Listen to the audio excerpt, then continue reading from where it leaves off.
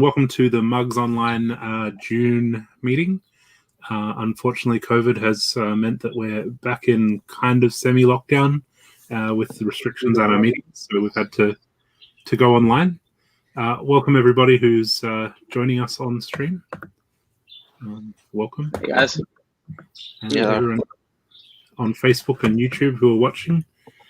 If anyone wants to join us, you're more than welcome to hop on Facebook and the link and join us.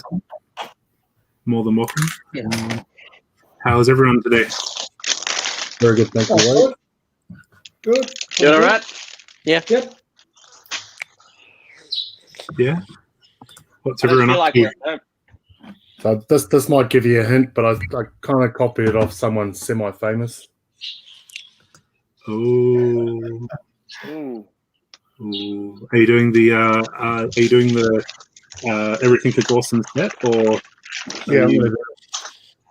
So instead of the white bottom, okay, I changed it up like Ryan did, or similar to what Ryan had done. Missing a few little 1x2s, the bright green and one of the dark pink. Yeah, I'll try to build everything else on there on a slightly smaller base plate. Okay, Josh, you're very loud. Okay. We'll hear lots of creaking. I may have to mute myself while I open and then just chime in whenever I actually got something to say. I'll do the same. I'll just mute myself. Okay. So you're building Hogsmeade, Josh, and you're building Everything is Awesome. Ben, what are you up to? Are you building anything? Not really, but I have built a few things. Okay. And I'm just currently removing some of the prints because I've been doing some of the trying to redo my retos from Zelda I built. Okay. So. Awesome. We'll have a look at your stuff in a second. Hi, sure. Ian. What are you doing? You're sorting today?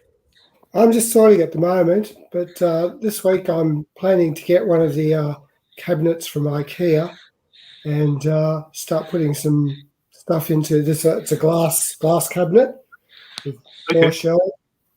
Put some lights in it, hopefully, and so I'm reorganising the room a little bit for the cabinets to go in, and then I'll be able to display some of the rockets that I've got. Oh, nice. Are you going to do the big IKEA display with the fluffy clouds at the bottom for the Saturn V? No, I'm not a big fan of the fluffy clouds. People have done them with the white blocks and then lit them underneath. Some people have even done it with cotton wool. Yeah. It kind of looks good, but it kind of looks a bit fake also. So fair enough. I'm not going to do that bit of it. It's going to be static. But I'm hoping maybe to get some lights that sort of shine up on the rockets, like pretendy spotlights, but which will look like real lights sort of thing. Nice. I think one of the Brickvention vendors, Dean, can do custom lights for you if you want to explore custom options. Right. Yeah. I won't be looking into that right now, but down the track, that'll be good. Cool. Awesome. Hello over to everyone in the chat. Steve, Simon, Andrea, Annalise, and happy birthday to Steve. Yes. Well, happy birthday. He can't get away with that. Sorry. Happy birthday, Steve. Hate me. We should sing him happy birthday later. Hello. Hi. How you doing? Good. Hello. Ooh. Craggle. You're craggling stuff. Well, this is a commission, so I have to craggle. What are you building? So this is the prototype right here. Challenger. Yeah, and there's 5 different version or 5 different awards. That's one of them. This is another. So Challenger, Discovery. Discoverer. Who is the commission for? Sorry, can we ask that? Yeah, it's a company called Appian.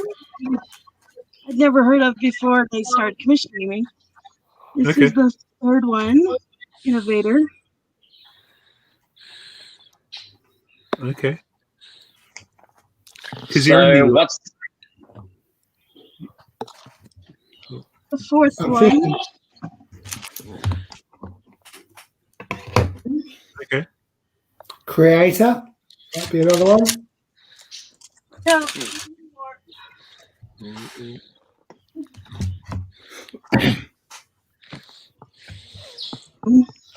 Collaborator.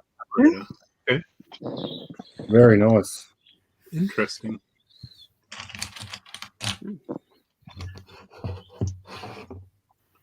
So there's 5 different designs, but I have to make one total. Okay. So they're all come together as one build. Yeah, they're like awards for the companies giving them to their employees. Okay. Interesting. So, Marianne, we've never met before. I'm Josh. What's your story and where are you from? Well, I'm from America. Yes, I got that. I live in California. No, I live in Utah, but I'm from California. I did go to Melbourne a couple times. So I think I've met Wade before. At a brick bench? I know Sue-Ann and Renee and David really well. And Trevor. Yeah. Well. Yeah. I went skiing in Utah about 4 years ago in Park City. Yeah, I live about an hour or so away from Park City. I live about half an hour north of Salt Lake. Okay. Nice. And I am a professional Lego artist. I used to be a master model builder at Legoland, California. In fact, I was the first American woman master model builder at Legoland, California. Okay. Why would you leave a cushy job like that? Because they pay lousy. That's just America, though. They pay lousy. So. And also, I got tired of all the corporate crap and the nepotism of my boss. I mean, I left about 14 years ago, honestly. Okay. But I started my own company, and I like the hours a lot better because I can do whatever the hell I want. Because it would be like midnight over there, right? Something No, like actually, it's 9 here right now, so it's not too bad. Because like Kevin tries to get me in the one of the other calls, and it's like at 4 a.m. So I sometimes try to join that one, but that's a little bit harder to join. This one is nice because it's 9 o'clock here, so it's not too bad. Fair enough. Hello to Richard in the chat. Sorry. So yeah, Ben, did you want to show us some of your models that you've done? Yeah, I've done 3. Recently, I've been really getting into the whole concept of airport rescue firefighting. Okay. Which is airports. I start with the smallest one I built, which this guy right here is a little fire rescue utility I designed. Okay. So, and I've also discovered there's a pretty nifty trick you can do. If you use a jumper plate and put a grill on the top there, it kind of looks like a car logo in the bonnet. Yeah, as the grill. It kind of gives this as a car logo in that. Yeah. It kind of does that, and I've also managed to get so the tray folds back, so it gives relative access to the back of the tray for people to get equipment out, as well as a little orange warning light, because all airport vehicles have that for some reason. Even though I think it's just the operation light. Yeah, that's one I have. Hi, Graham. Ooh. Hello. Hi. Hello. Sorry, we're just having a look at Ben's models at the moment. Sorry, don't mean to be rude. I just wanted to add you in. That's fine. That's fine. Yeah. Okay. This one is the modelled off the old fire truck, the one that in the burger fire truck. I've made a few modifications to it. Okay. So put better indicators on the back. Made the backlight bar a bit different. Mhm. On this side, I've actually put in. Hopefully, that's the hose. More Okay. accurate hose. Because I've decided to go with an inbuilt hose rather than what Lego usually do, which is something. Well, it depends. This side has sort of the rescue equipment. Okay. And that's pretty much that truck. Probably the most favorite one I've built so far is the Airport Rescue Rosenbauer Panther. It's a big word. I did have one as an 8x8, Okay. but then I decided to change it back and take out an axle and to make it into a 6x6 format. Okay. So I'll show. And I've also raised the back a bit, so now the back ladder looks a bit better. Okay. I'll start with the back. In here, we've got I decided to put in some extra locker. So we've got sort of like a defib / medical bag in there on the back one. And on this side, you've got a heat camera. Okay. So you can see through stuff. Yeah. Because that's how heat cameras work. And this, I'll just move boom up for a sec. In here, which I'm not sure if this is really real ones do this, but I felt like keeping that feature just for fun. You can actually get to look at the engine I've designed stuck in there. Okay. A sort of That's pretty cool. I'm sort of messing around with grills, tiles, studs, whatever, just to try and get the effect. And this is the thing about the pallet. Then this side, we've got the standard hose again. Mhm. The other side, that's where I've put all the rescue equipment Okay. and a high pressure hose on that side. Nice. I think it's just behind the buzzsaw. Yeah. It's in there. And the other thing that I recently redesigned the plus under the tail. This is where you actually store the water. So the big parts Lego have done to give the impression of water, they actually store under there. So you can get them out if you wanted to make the impression it's spraying, and you can just tuck them back in under, and it's fully discreet, and you don't even know that they're there. So it's not like it's pretty obvious. I hid them under there pretty nicely. So I'll show you the boom in a sec. Moving on to the front, this is probably the biggest redesign I did. So I've moved the wing mirrors a bit more accurately. Yeah. So they're a bit more ready. I just felt like because the original ones I had were the wing ones. Then I looked back at it and I realized that wasn't entirely accurate. They actually come off the side of the windows. So I put them on there. But I'll just move the boom up again. This is probably, and the other good thing was, since I've used clips to put it together, I'll explain why I've had to do that in a sec, but it allows the whole windscreen to come up. Yeah. So you can get a whole bunch, you can get relatively access to the minifigures without having. I like your use of the window screen piece for a window screen. Yeah, that's cool. This is what I'll tilt it probably accurately. This is actually what it should be. It's one of the big window pieces that you got. So that's actually what it's meant to look. You put those on like that. So I felt like I sort of designed something similar to this. So I decided, what if I was to tilt it on its side? Yeah. And therefore make it using the big window piece. I've now got a fully clear part.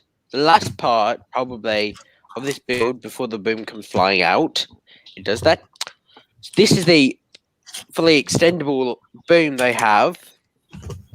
So that the ones we've got here don't have that ability. Yeah. They don't have telescopic booms like These are the more international ones.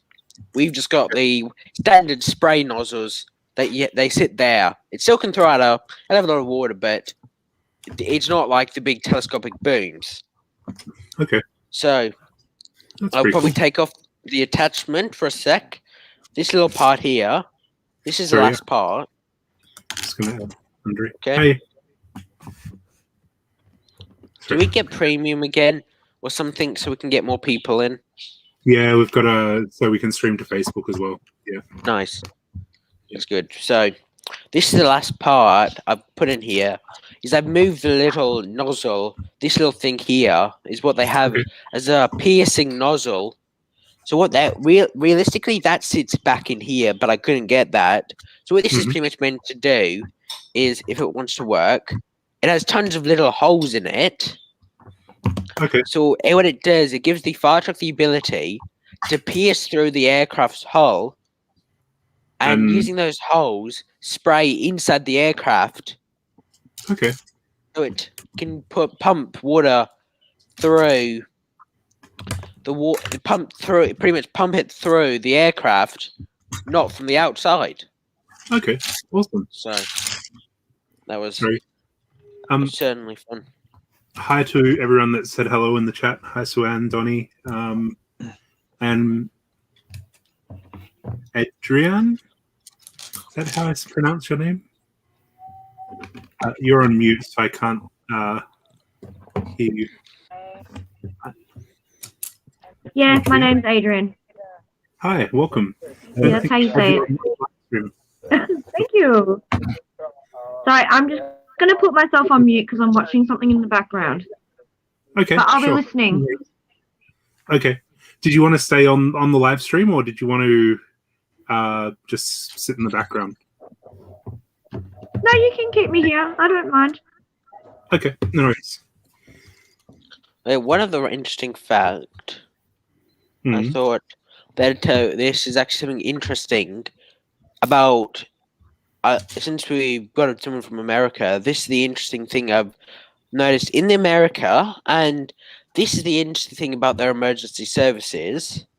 Since I was doing a few emergency services, since this one has the double blue light, those ones usually are more Europe.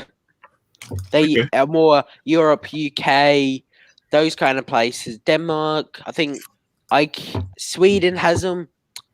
It's just the more iconic, the double blues.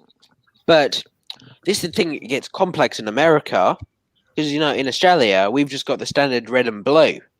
In America, they've got I think it's 5 sets of different emergency vehicle lights. Okay. So I know sheriff's office usually has red and blue. The police, normal police, which is usually pretty much the sheriff, they have red and blue. State police have double blues for some reason. Fire trucks have, I've seen them, they've usually got red and white. And sometimes I see on the back they've got red and blue. Yeah. Ambulances sometimes have red and blue or red and white, depending. If it's not a fire rescue ambulance, they usually might have red and blue. But if it is a fire rescue that's operated by the fire department, it usually has red and white. Okay. So it gets really complex. And the last thing is volunteer firefighters there have green lights. Okay. To make things even more difficult. So. Okay. Just an interesting fact. Yeah. Hi, Kale. Hi, Catherine. Welcome. Hi, Kale. So, Graham, are you building anything today? Not at the moment. I've probably like a lot of people, I started off with Lego as a youngster. Okay. Put it aside for 20 or 30 years, and then have just come back to it. Is that a long thing? I saw one of the exhibitions and I got the wind turbine. Okay. Because professionally, I'm an electrical engineer and I'm involved with wind farms. So it was quite appropriate to build that. So I built that and really enjoyed it. Okay. and I've now got Tower Bridge to do. Oh, So I awesome. bought the kit for that. So that's Yeah. 4,000 odd pieces. So yes, I'm dying to get into it, but I'm sort of hanging off because I know that once I start, I'll just whip straight through it. So with the Tower Bridge, I don't know if you're familiar with a website called Rebrickable. Okay. So Rebrickable is a website where you can put your sets in and find alternative instructions for. Okay. So, I bring it up because I operate on there, so yeah, The Tower Bridge. Ooh. Yeah. yeah. Okay. A few little mods, but yes, that's the one I'm talking about. So basically, can you bring it back to the camera so I'm full screen? Sorry. So the Tower Bridge, Rebrickable has instructions to rebuild the Tower Bridge set using all parts from the Tower Bridge into this. Yeah. Okay. So if you don't want to spend money on more sets because Lego is damn expensive, you can buy the instructions and pull it apart and rebuild it into this. Okay. So it's just something worthwhile.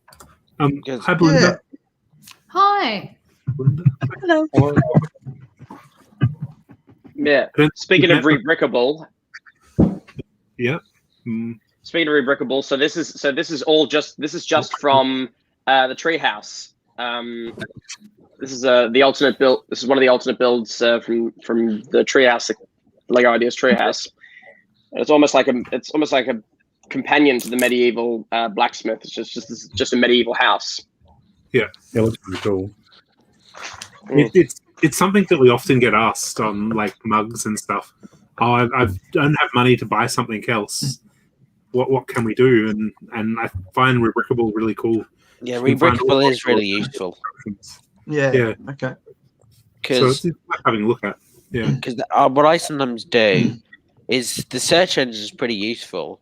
Because what I sometimes do is you can literally put in a keyword such as, I don't know, fire truck, and it brings up every single mark that's titled a fire truck.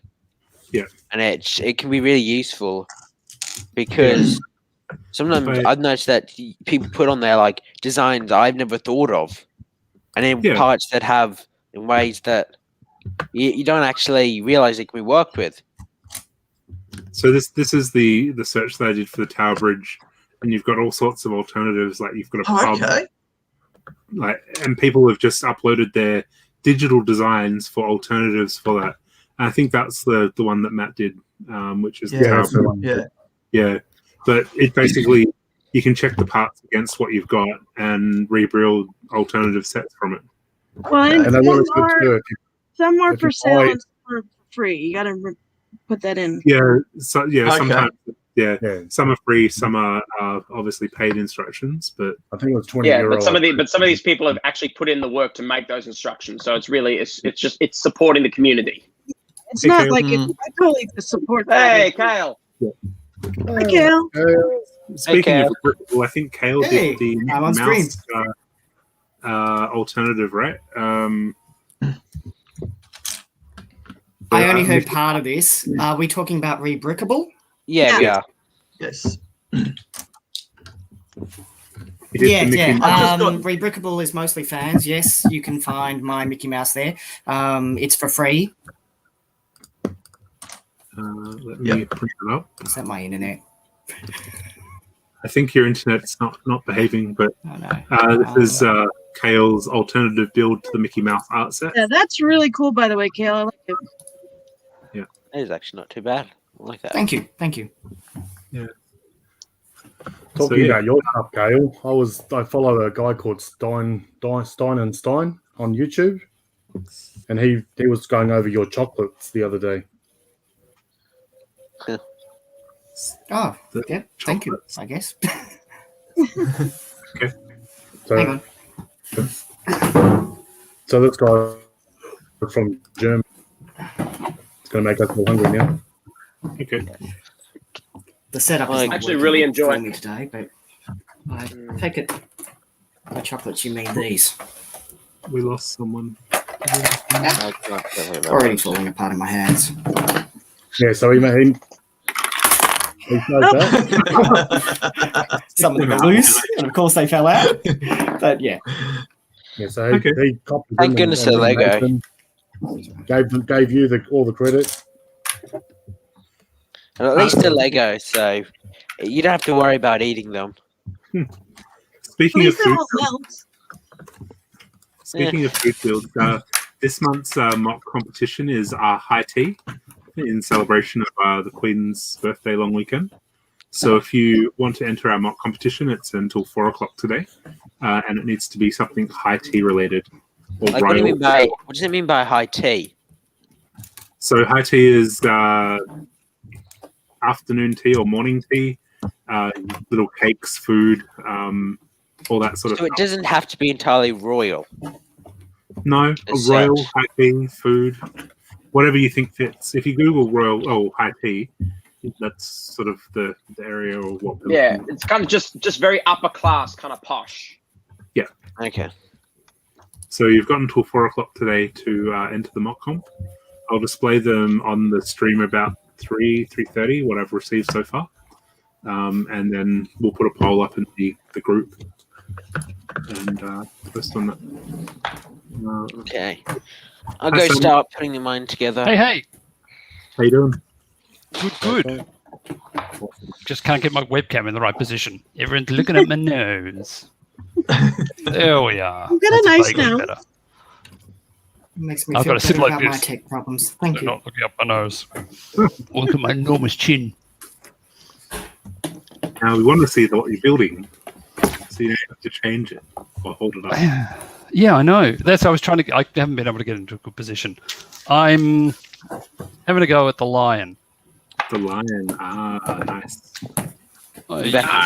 Just gonna built get the some crocodile yesterday. That was loads of fun. There's the new crocodile. Yeah. I thought the new crocodile was a little bit over expensive for what it was, so I didn't pick it up yet. But that lion is actually pretty well priced, especially on Amazon. Yeah. If you get it at Amazon's half price sale at the moment. It's very cheap. Yeah. Are you going to do any of the alternative builds or just the lion? We've already done the ostrich because that was the one my son chose to do first. Nice. But I have just dismembered the ostrich in order to do the lion. Excellent.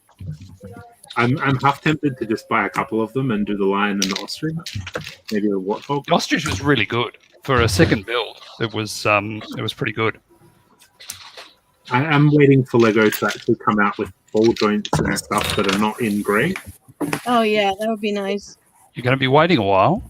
I don't know why they don't do it. Isn't there some quality control reason for it? Yeah, colours are brittle, so they don't do it, but it's annoying. Hi, Darren. Welcome. And Oh, is Darren there? Hey, Darren. yeah. And Anita. Thanks so much for the lovely message, Darren. A big one, but a good one.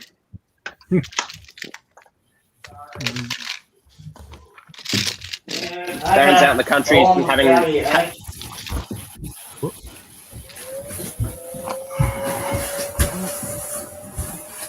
Sorry, there's a lot of noise in the background from someone. Okay, it's Kale. Kale, I've muted you because there's a lot of noise. All that spinning around that Kale's doing. All that noise, Kale. You're very noisy today. From me? Yeah, when I mute you, it was not noisy. It's like trucks and stuff, like stuff from outside. Yeah, there's like a little bit of background noise coming through, Kale. That's okay. Still happening? That sounds weird. No, that's clearer. I'm not sure what you did.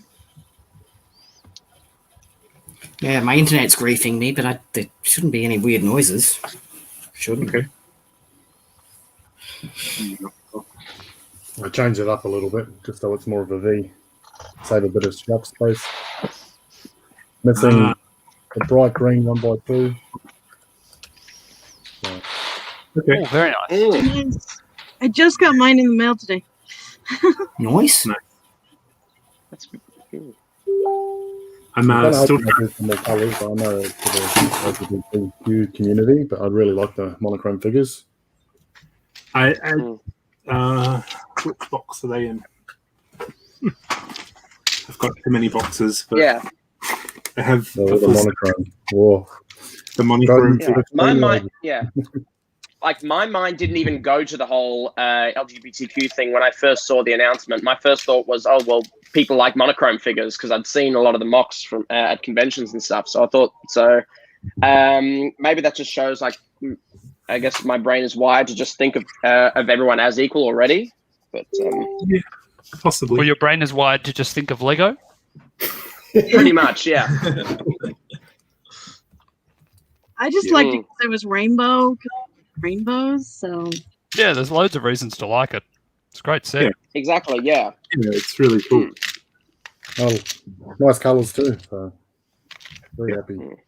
but also the creator's a good friend of mine. So Oh yeah, Matthew's like a legend, and it's nice to see him like kind of proud because I've seen him in like a lot of the documentaries, and he always just seems like so passionate about what he does. That's awesome. He's such a sweetie. I haven't seen him in person in years, but yeah, he's awesome. Okay. I would really like to go out and meet some of the designers from Lego, but travel. Yeah, probably Justin's at the top of my list because he did Yellow Submarine, and I'm such a big Beatles fan. Oh, Justin's awesome too. You've obviously met all these people. Well, because I haven't been to Billund, but like Matt, I know because he came to San Diego Comic-Con a lot in the past. Justin's come to several of the conventions here in the States. So I've met him 2 or 3 times. And same with several of the set designers that they've come to several of the conventions here in the States. That's why I know a lot of them. So I've met quite a few of the set designers over the years. Yeah. Okay. Have you met Ryan? Ryan who? Ryan McNaught. Oh, of course. I've known Ryan for over a decade. Yeah. Sorry. A few people are trying to potentially join the live stream. We have a maximum of 10 people that we can have on the stream at one time, and we're at that limit at the moment. So you may need to try back a little bit later if you want to join us on the live stream. In the meantime, you can watch us on the Facebook channel or YouTube to watch and comment. Yeah. Who have we got in the waiting room? There's no one in the waiting room because the waiting room is full, so we're all on screen. So we can't actually fit any more people in the waiting room. I'm just getting a notification that people are trying to join. Gotcha. So yeah. Just people are trying to join. Yeah. So Belinda, I don't think we've seen you on stream before. No. Are you building anything or? I'm new to Melbourne. I've only been here about months, and I moved into an apartment during the week. A lot of Okay. Yeah. I became a fan of Lego about 3 years ago, but I only got to build sets for about a year before all my stuff went into storage for a couple of years. So, looking forward to getting my boxes this coming week and building. So not building anything, although I did buy a couple of sets during the week, and I'll probably get stuck into them today or tomorrow. What new sets did you build or buy? What did I get? The $4 special at Kmart CBD, which was the the Joker track bike. The Joker chocolate that I found the other day, and well spotted. No way. I was in the new Kmart for a couple of things for my new place. Of course, had to go trawl the Lego aisles and found that set and couldn't believe it at the time. And then so I bought the set and I didn't think to post it. And then I was in there this morning. I'm like, I better check. And it was still there. So I posted online. So I'm sure they've all been cleared out now.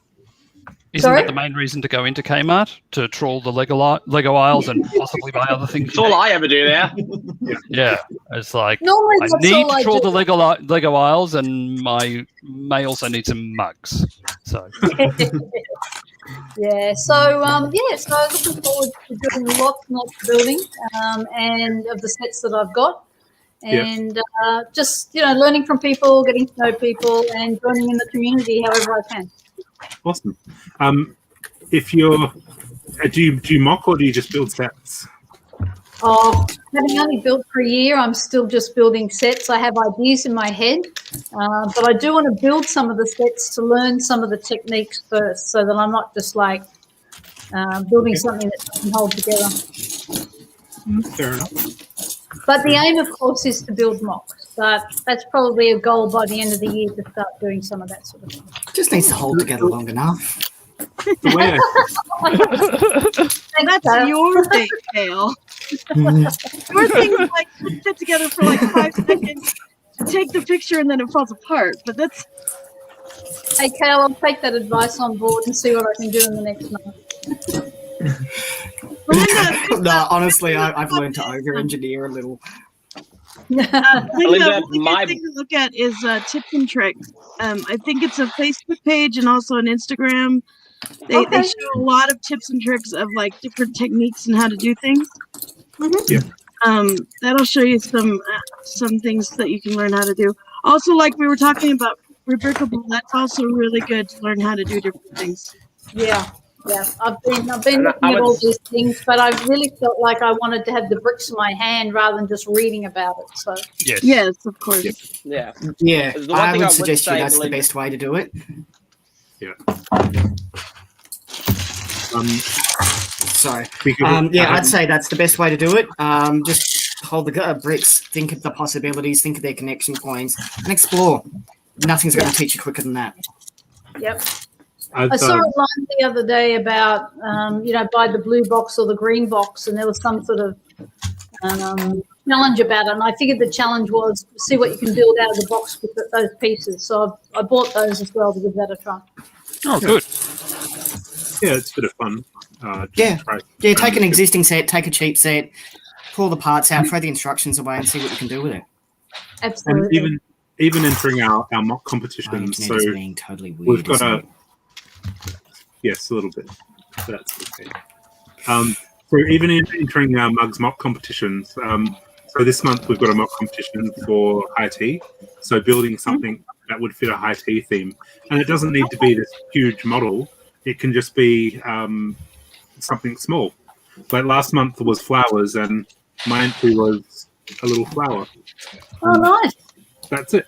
Like it's simple, it's small, and it's a simple idea. So trying to come up with something to fit the theme would be awesome. And if you want to, 4 p.m. high tea. You've still got time. Yeah, a couple of hours. Excellent. I picked up this recently.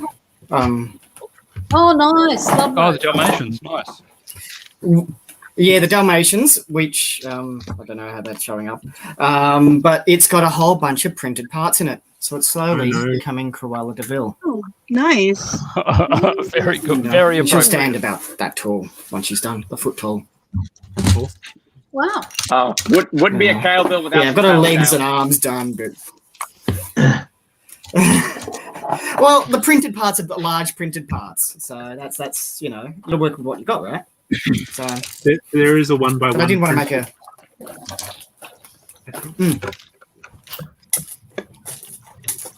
Did you buy that set for the 1 by 1 printed part, Wade? I may have.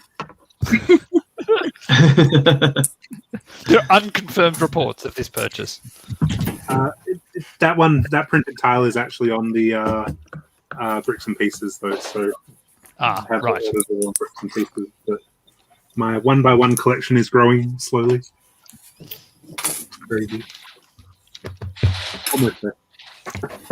I believe. So a question: how do people tend to store their pieces? Well, do you just chuck them all in a box? Do you? Well, you can see some of my collection behind Okay, me. no, there needs to be a qualifier asked. How big is your collection at this point? My collection? My collection's probably 3/4 to a million per bricks, give or take. I never know exactly how many pieces because I've literally never inventoried all of them. But I know it's probably around that amount. But it fluctuates literally per commission because I'll buy a whole bunch all for the commission and then they'll all go out because they become glued models and stuff too. So yeah.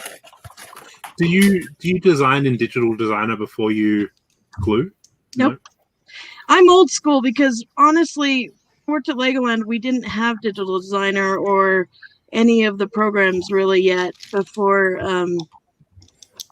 they came out. Because like, you know, when I made that cathedral that I made, the giant Catholic cathedral that I made, everyone's like, you know, oh, did you do that in Designer? And I was like, nope, I literally, because that one is here in Utah. In Salt Lake, and I literally went to the cathedral. I walked around, took about 200 photos.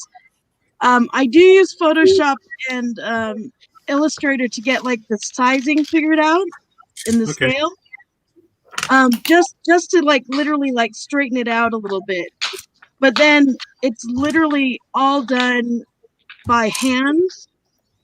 So I'll figure out the scale. Like I knew it was going to be 5 feet long.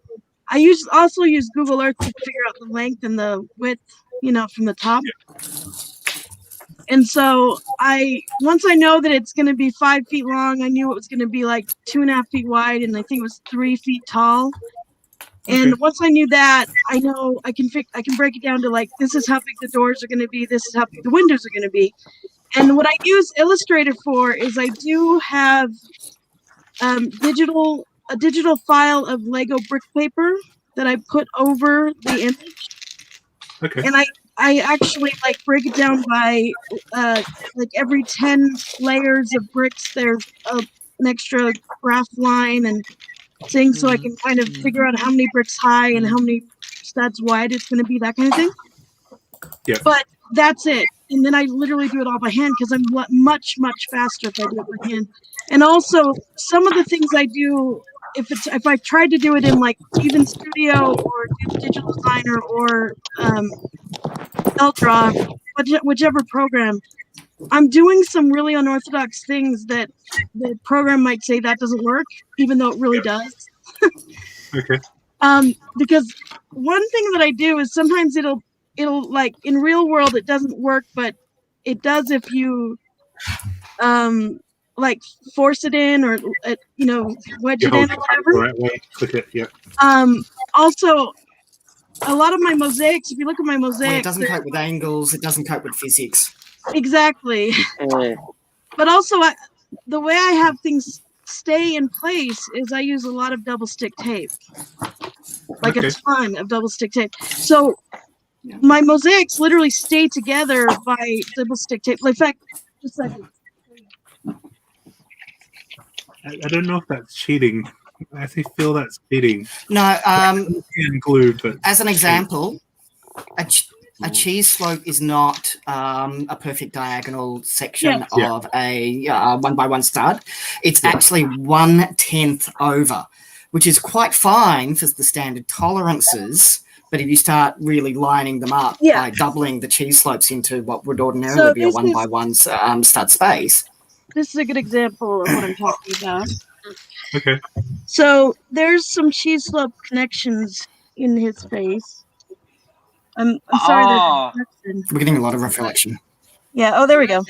That's better. Yeah, that's David Tennant. So there's some cheese slope connections. The only thing that's not Lego on this is the little 2 dots in his eyes are vinyl stickers. Everything else is Lego. There is no cheating other than the vinyl stickers. This is completely 100% Lego, and other than the double stick tape, this is not glued. Okay. But this is completely not going to fall apart. Yeah. Because of the double stick tape. I have taken this down to Australia with me because I made it small enough it goes in my suitcase, my carry-on. That's why I designed it that small, because it fits in the carry-on. But see, see how the cheese slopes fit together like this? Yeah. But also see how there's like cheese slopes that there's some that are like there's a space between them. Yeah, there's like these ones here. There's like they're like half between these two, but the math actually works in the it ends up equalizing eventually. Okay. So this kind of stuff also, people are like, what program do you use? Because this is so amazing, right? Yeah.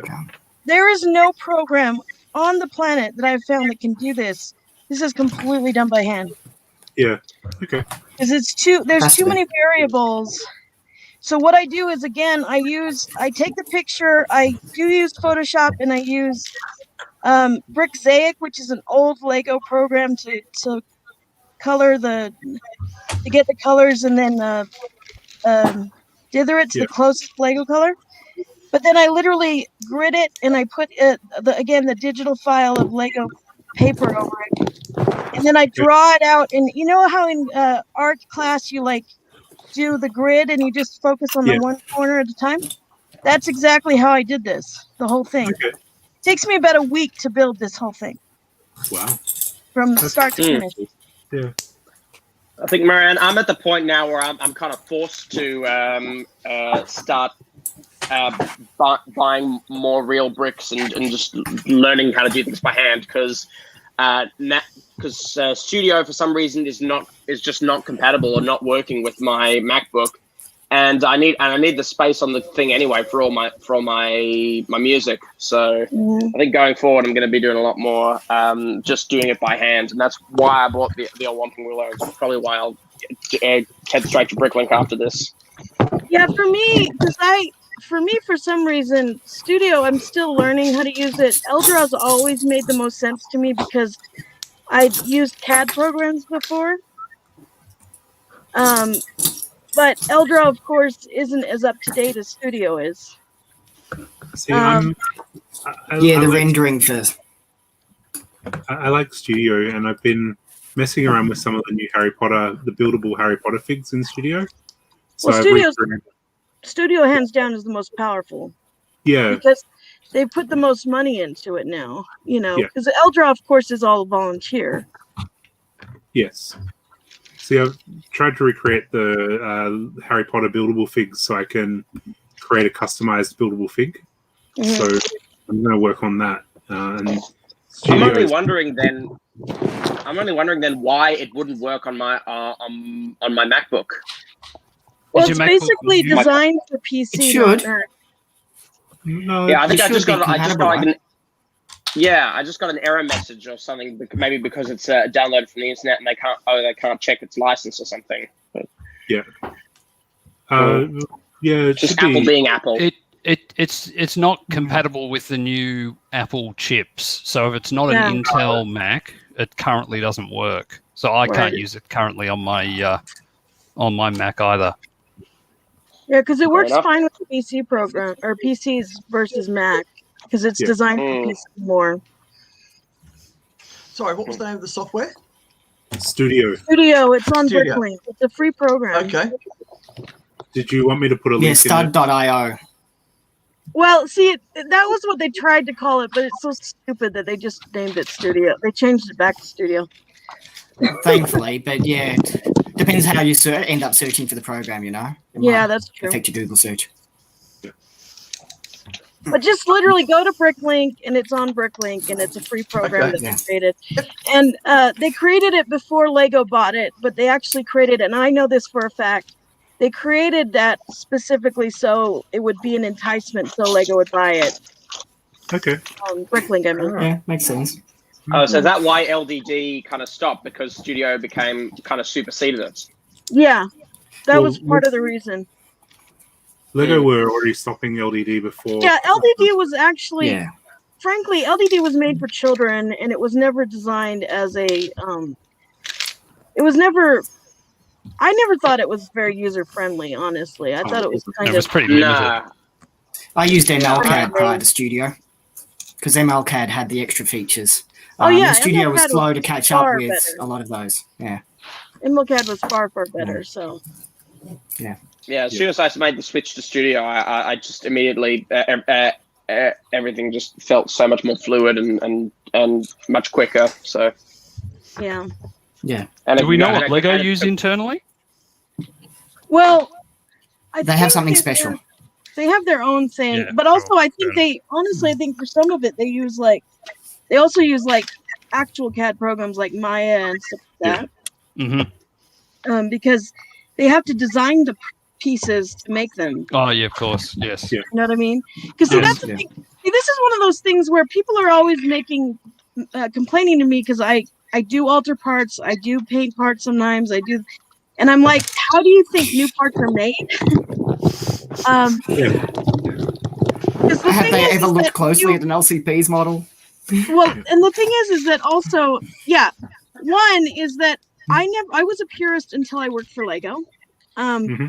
Because Lego was not, I did not alter my bricks at all until I worked at Legoland, and I realized, oh wait, I have to break the bricks to fix the models, right? Okay.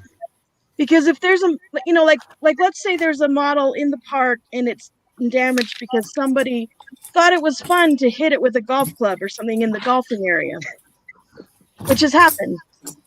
So you have to go and take a sledgehammer, you have to take a chisel and hammer and break the old bricks out and clean it up and then put in the new bricks, right? Okay. But the thing is also the reason I really do think part of the reason that we all have the mentality of not altering our bricks is from when we were children and we only had one of these bricks, right? Yeah. If you only had one of these bricks and it was so rare and so precious and you couldn't get more, then of course you're not going to do anything to it, right? Yeah. Well, I altered mine all the time. Am I the only one? But most people didn't, right? But the thing is that now as we're adults, you can buy 10,000 of them, right? Yeah. Okay, so if it's not a rare piece, then who freaking cares? Yeah. That's good. Right? And also, so when I quit Legoland, and I started designing my own stuff, and especially when I just started designing my jewelry, and it's little, and it needs to be, there's little things you can do. And I was like, wait, if I just cut this, or I just do this, it makes it look cooler. And the people that are buying my jewelry, most of them are not AFOLs. They're just people buying cute jewelry, right? They don't care what I'm doing to it. So they don't care that I've cut Lego. Oh my gosh, right? So they don't care. And so I've sold thousands and thousands of pieces of jewelry because I cut a little piece to make an amazing TARDIS or a canine or whatever I've made, right? So I don't care anymore. And also, another reason that people don't want to alter things is because, like I said, they want to see what they can do with the Lego bricks, right? But it's not like I don't know how to do the techniques. I know how to do the techniques.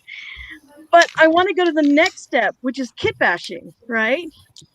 And that's when you start altering pieces. And again, if you ever did want to apply for a job as a set designer, the first thing they're going to ask you is, are you willing to alter the bricks?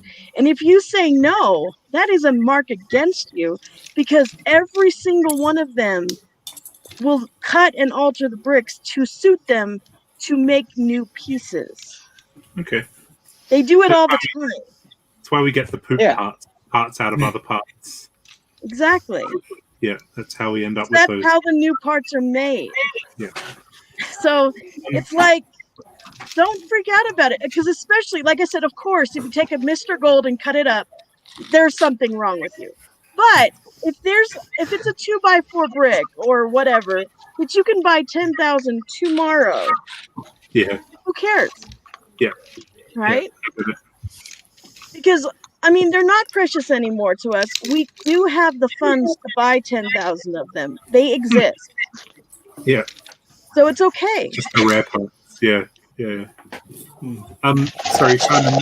Kieran from the Discovery Center has said that they released the updated version of Studio for M1 Max at the start of the month. Oh, good. So I'll you have to should, download it again. Re-download it. and you should be I'll good. try again then. I think Yeah, it's because and Josh, you that's should outdated okay, software. yeah. So it's worth checking out because they've updated the software and should be working fine now. Oh, good. I mean, I It's just- don't use it that much. I usually sit down and just start building. So Yeah, I like to um, use the books too, but I Yeah. just ran out of room. I only use it for its instruction reference. It's To very get the useful to make instructions. Yeah. Yeah, that's If what I- I have to use it for. Yeah, I might try like just mocking some existing sets just in there, just taking that all apart and trying to see what. But yeah, I think going forward. By the way, Marianne, here's my. This is minifigures.com. Yeah, Love this guy. nice. I've got one as well. Mm. I gave him a bit more of an official screwdriver. Mm. I got the actual part and cut it off. Cut the little nozzles off. So, because it was the Matt Smith one, well, it was technically powdery. But what I did was I pretty much just managed to bend back the little prongs that it had on it, Yeah. painted it silver, and tipped it with a little bit of blue. Ah, Nice. I'm honestly surprised they didn't release more Doctor Who sets. I think it's a BBC issue. Yeah, I Yeah. think they were going to because I'd heard a rumor they were going to make more, and then they But didn't. it would sell well. Doctor Who. well, Yeah. they got the license for Dimensions, and they kept it for Dimensions, but I think that was just such a kind of a bit of an epic fail. On Yeah, their I part. think, There we go. I'm back in color again. I think I'm going to go let someone else jump in. Good to see everyone. I'll continue watching. sorry. Okay. I'm just Oh, going you to jump out. Okay, no worries. See you later. See you later. We now have one space free if anyone wants to try and join the commentary on stream. Now that Matt has stepped out. Yeah.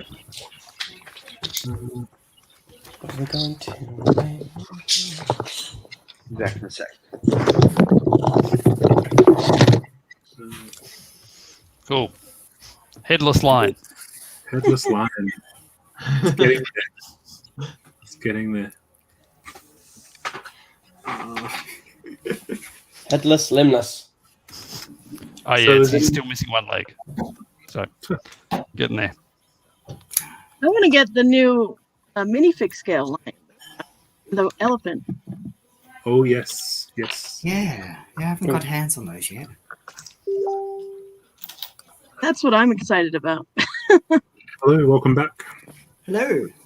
Hello. Hi. Sorry, I'm new and I'm not sure what the hell I'm doing. That's okay. No worries. StreamYard's a bit up and down sometimes, especially when we're getting a lot of people.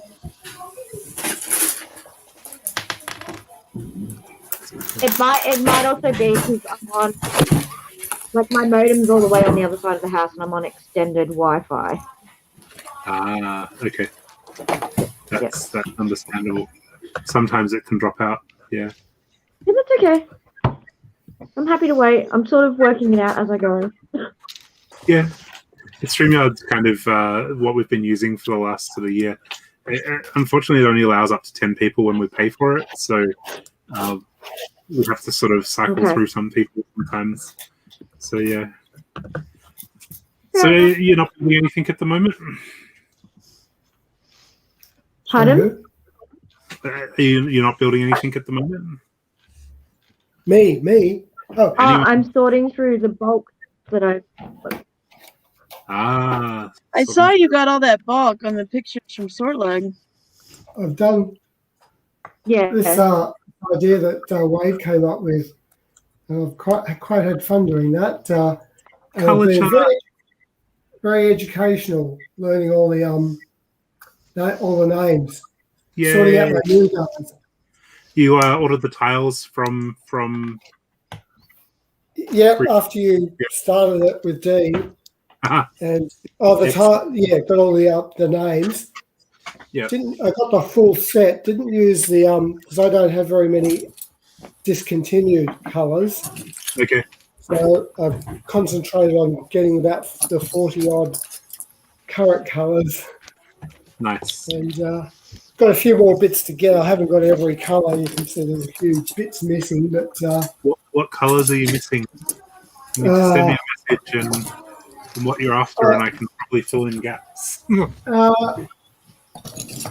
The glowing dark white. Okay. I've got orders in for the metallics, which is this corner here in my metallics. Okay. And the nougat, but I'm not sure anything comes in that colour apart from heads. It's light nougat. No, there is some Super Mario.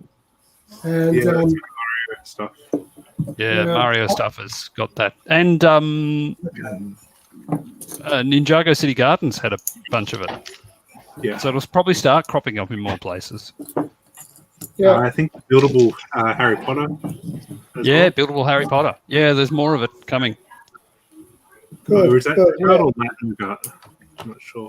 I've been doing it in the 1x4 bricks mostly, but some colours don't come in the 1x4, so I'm using 1x2 or plates. I can send you a list of 1x4 bricks that come in all the colours. So a list that you can just upload to Bricklink. So if you need a part in any colours, Yeah, I've already done it. Yeah, thanks, Wade. I've already done it actually. I just went through Bricklink. I went through every colour in Bricklink had as a known colour of 1x4 bricks. Have you ever used a program called Brickstock? Nope. No. Bricks. Brickstore, sorry. Brickstore. No, don't know that one. I'll give a quick demo of it. So Brickstore is like an application that you can do lists of stuff up in.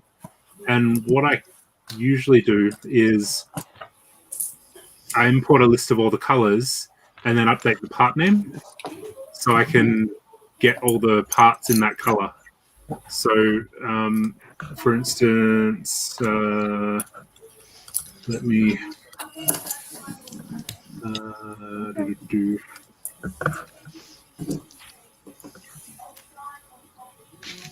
Is this some sort of program for inventorying your own collection? Is that one of the ideas of it, or?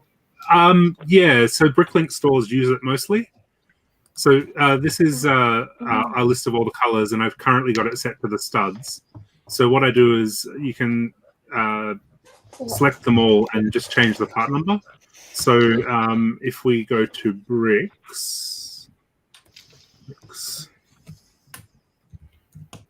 I don't know if that's going to work. That's not going to work. Let's scroll for it. Sorry, bear with me 2 seconds. So I can pick the brick that I want, say 1x1 bricks, and click it, and then update the prices, and then it will load every color and the prices for every color in 1x1 brick. And then I can just export that to Bricklink and place my orders for all the 1x1 parts. Right. Yeah. Okay. Saves a bit of the work. Saves a bit of the work, and it will tell you what the most expensive one is. So 1x1 light bluish gray, sorry, very light bluish gray is the most expensive 1x1 brick at $5. Yeah. So that's very light bluish gray. They make that? I didn't know they made it in a brick. I knew they made it in plate. Oh, according to this, they have, yeah. Interesting. Very light bluish gray. Now, it may not be accurate, but it's listed on Bricklink, so that's the thing. The easiest way to do that is just get the 3 light bluish gray plates and then just stack them up, because it's much cheaper to do that. But Brickstore is the application, so you can quite easily do it. I keep lists of all my minifigs as well, like Iron Man and like Indiana Jones and all that sort of stuff, and you can just easily mark them off. So it's easy to just keep track of stuff that way. Okay, check that out. I've gone a little bit crazy with my 1x1 obsession. Yeah, one thing I was going to say about that, Wade, is that I think it'll be useful, well, for me anyway, as a reference. So when you finished or got close to finishing, if you can take a high-res photo of it, because I think like the color chart, it's going to be a useful chart if you're looking, a useful reference if you want to scan to see what pieces you might be able to get that might give the right effect, because I'm looking for little engine pieces, and for all I know, a pizza piece might work for it or something. So I've kind of gone crazy and expanded to all the different shapes in 1x1 colors. So this is all the plates and cheese slopes at the moment.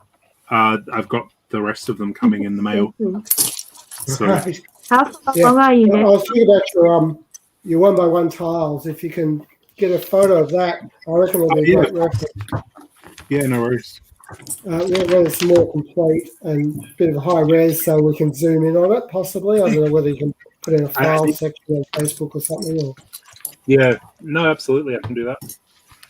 Yeah, but I'm that with the 1x1 printed tiles, it's just kind of gone crazy. So if I was after some minifigs, yeah. could I look them up in Bricklink, Brickstore, and find the exact ones I want and order individual ones?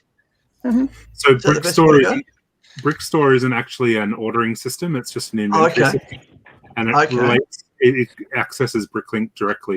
So it'll reference all the prices and stuff for from Bricklink. But what it allows you to do is create a want list of all the minifigs that you want, and then export it to Bricklink. Okay. And then Can you import a wanted list to it? Import a wanted list to it. I just use Bricklink Direct because you can make wanted lists through there as well. Yeah, but if I want to find out the average price of all the parts in the wanted list without having to find a store that also stocks all the parts. Yes, Brickstore does that. Yeah. So, like with all the like Iron Man minifigs, I can quite easily do the average Bricklink prices, set it to Australian dollars, and work out what the most expensive Iron Man minifig is. Yeah. if you're, is Graham talking about getting figs for a mock or something, which are not necessary? Are you talking about getting the Lego ones or making your own where you can take a body? I'm probably looking at using standard ones. I'm going to do the Tower Bridge. Right, so I'm looking to put some people onto that.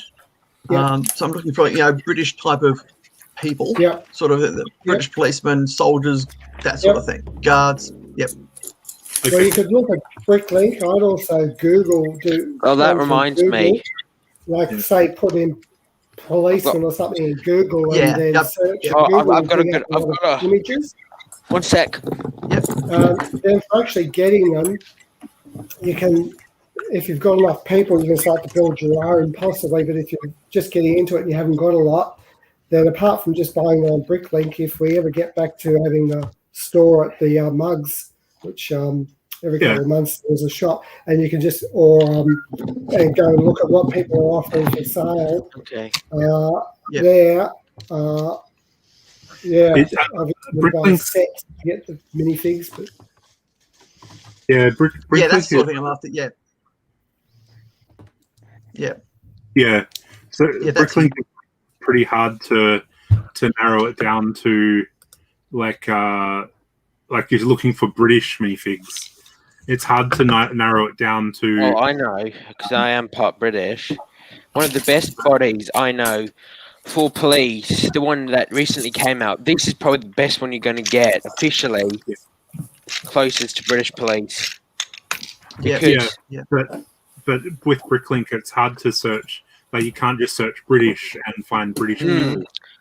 But you'd have to, unless you know the parts. Yeah. You have to Google. What makes them British? Do they need to be holding a cup of tea? Is that racist? Yeah, pretty much. You have to be saying an edge is an edge. Yeah. Asking where the nearest fish and chip shop is.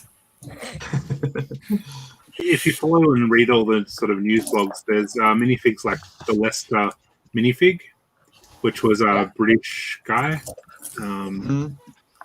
Yeah, I've got two British. I've actually got two specific ones here. Last time I went to the UK, Yeah, so I've got Leicester, which is available just on its own or as a keychain. Yeah. And the other one I've got is the Hamleys Guard. Yep. Hamleys Yeah. big toy store. Yeah. Yeah, I've got And I those. guess the only other figures I would say are quintessentially British are the Doctor Who ones or the Harry Potter ones. So. Yeah. Yeah. Stick in a TARDIS and stick in a TARDIS and it will be fine. Yeah. Yeah. Or the Queen minifig. Yeah. The Queen on the bridge somewhere, I'm sure. Yeah, the Queen I thought would be appropriate, yes. I've got my Queen here. Nice. Very nice. I think that's the wrong queen. Okay. Yeah. Is it though? Wrong for some, right? No, you can't. I don't know. The Queen, the band are quintessentially British to me. Yeah. Oh, That's yes. true. Yeah. So like, just general minifig style stuff though. If you want a variety of minifigs, there's a whole bunch of different minifigs that you can get on Bricklink, but it's hard to sort of wade through what you want to find. Like, I find it hard to find the specific minifig. Yeah, that's the thing, because it can depend. Because I would say, my personal opinion, if you're going to do British minifigures, is I was thinking you use this police body, because that's most likely to be a British police officer. Probably get a few, like, Lego suit style coats, overcoat style. Yep. Few bowl hats, that kind of thing. Yep. Even things like the advent calendar's got the little sweater style. Yeah, that's exactly sort of that kind of thing. Do you live near a Lego store, Graham? I'm in Diamond Creek, but I go into the city. I work in the city, so I can always pop into the city. I dare say there's somewhere in the city that does that sort of stuff. Yeah, Doncaster or High Point. Doncaster would be easy enough, yeah. Okay. Yeah, what I say is they've got the Builder minifig stand, so you can purchase just random torsos and legs and stuff. Okay. From there. Not a huge variety. If to do it in bulk, how many figures you're talking? You're talking like dozens and dozens, right? Oh no, sort of maybe a dozen, 10, Right. 12, okay. Then at a dozen, yeah. One of the Lego shops is probably the best option. Yeah. Okay. Or even just hop onto Bricklink and pick like one of the larger stores in Australia potentially, and just have a look through their minifigs. And just see what they have. If you were going to the scale of dozens, I was going to suggest you look for minifigure parts individually. Because you will be able to get just bags of them much cheaper and much more easily. I found it's generally cheaper to buy minifigure parts than complete minifigures too. Oh yeah. Okay. Yeah, So definitely. buying the parts you want and building the minifigures. But this brick cup is full of torsos. This is a tub. I think it's a 5-liter tub. I got it's just minifigure parts that I got for a project. And I don't know how much is in there, but it didn't cost me that much at all because it's all the cheapest possible parts I could find in bulk. So, it may be worthwhile also looking on Facebook, like Buy Sell Swap. There's a minifig group that sells minifigs. Okay. So it may be worthwhile just hopping on there and spending $2 or $3 on a minifig or two, just from people who are selling them. Yeah. Yeah, cheap minifigures, $2. You can find tons at that price, and get it. And if you don't mind, like the collectible minifig sort of range, people sell those all the time. I don't know if you need a pug on your bridge. Yeah, but there's all sorts of stuff. Sorry, I got Looney Tunes the other day. Does anybody have the Bugs Bunny and the Daffy Duck and Wonder Trade? I have so many Wile E. Coyotes right now. I really want the Roadrunner. Not the one, ones I Bugs. want, Not one. Kyle. I only want Speedy for the cheese piece. Oh yes. My I've got one Speedy, and it comes with 4. I had 4 cheese pieces in mine. Yeah. I would get Speedy just because I'm a huge Gabriel Iglesias fan, and he's playing Speedy in the new Space Jam. Uh-huh. I just personally prefer Roadrunner. Yeah. Yeah, but the Roadrunner looks weird. Yeah, well, that looks the least like the actual characters. Yeah. Yeah, that's the one time a mini doll piece would have actually been the right way to go about it. But mind you, doing birds as minifigures can be very difficult. Yeah. Yes. As I'm trying to do right now, it can get very difficult, and especially if you don't get custom molded heads. Yes. It gets really annoying. Yeah. Anyway, talking about, has anyone else seen the new sets that have recently been revealed? Which ones? Which ones? Which themes? So many. Yeah, I know. Probably, like, the new Star Wars ones were dropped only a few days ago, or was it a week or so ago? Are they officially announced, or are they leaks? No, they're leaks from a Japanese catalog. Yeah, The unfortunately. catalog's on Lego Online, so it's like if you go to the catalog section, it's there. Public. Yeah, that one's up for debate. It was removed, so I'm not sure if it's Was been it? reactivated. Oh, okay. Yeah. I saw they got removed. But then some of them have been officially announced since then, like the Ahsoka and Darth Maul set and a couple of others. We knew their set names, so some of them have been. Yeah. But someone just said it there. Leaks from the catalog are not technically considered leaks. Yeah, Lego has changed their policy on it recently. For what you're concerned about their raid, we are allowed to discuss it a little bit more openly, but there's still a line that shouldn't be crossed. Yeah, it's basically unless you see it on Lego.com, it's not really confirmed news. Well, no. Oh, no, it was very recent. There was stuff that happened amongst RLFM and other lugs because for the recognised Lego fan media not to be able to discuss leaks, that's still credible news. But at some point, you also can't be the source of the leak. So well, I know that's why Justin kind of this has been a big source of contention. So Justin Good left Mugs about because of that, I think. Yeah. So, and so they have relaxed the rules a little for what we can talk about, but I personally, I think the ethics still apply. Richard is saying that the Lego catalog from Japan is still live with the images, so I guess we can talk about them. Yes, I know that from his podcast. Thanks, Richard. Yeah, why is it always Japan that leaks? And technically speaking, we're not actually the source of the leak, so... Yeah, that's true, but still, I just don't want to piss the wrong people off because if they see this, and I'm happy. Especially to talk since one of the figures is pretty controversial anyway. Is that the chick from The Mandalorian? Yeah. Yeah, I'm surprised that one didn't get pulled. Well, because it looks nothing like her, so I think that's how they're able to get away with it.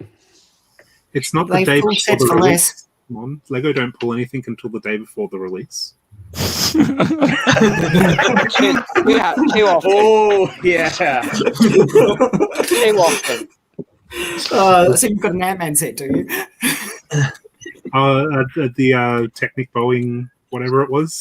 Yeah, that was actually technically speaking 7 days into its release before they got it pulled. Yeah. Which is still surprising it got that far compared to what it's used for. Search and rescue at the moment, but it's plain, so... Well, I haven't had hands on one of those, but the rumor goes that there was actually a fault with the set. There was somehow gotten through. There was a gear fault. Yeah, but that was never the reason they used when talking about why they removed it. It was actually because there was a military. They said they didn't want it because of a military involvement. Yeah. That's the problem with unforeseen circumstances. It can range from everything. Like a few years ago, this is completely off topic, but a few years ago, the Divinals tried to do a reunion tour without Chrissy Amphlett, and I think like about a month out, it was cancelled due to unforeseen circumstances. And I think it was just low ticket sales because nobody wants to see the Divinals without Chrissy. Totally. Yeah. But yeah, because that's the same thing with the Crook's Hideout. Yeah. They pulled last year. Which yeah, mind the one with you, the dynamite on the top, right? Like, on the dynamite on the roof.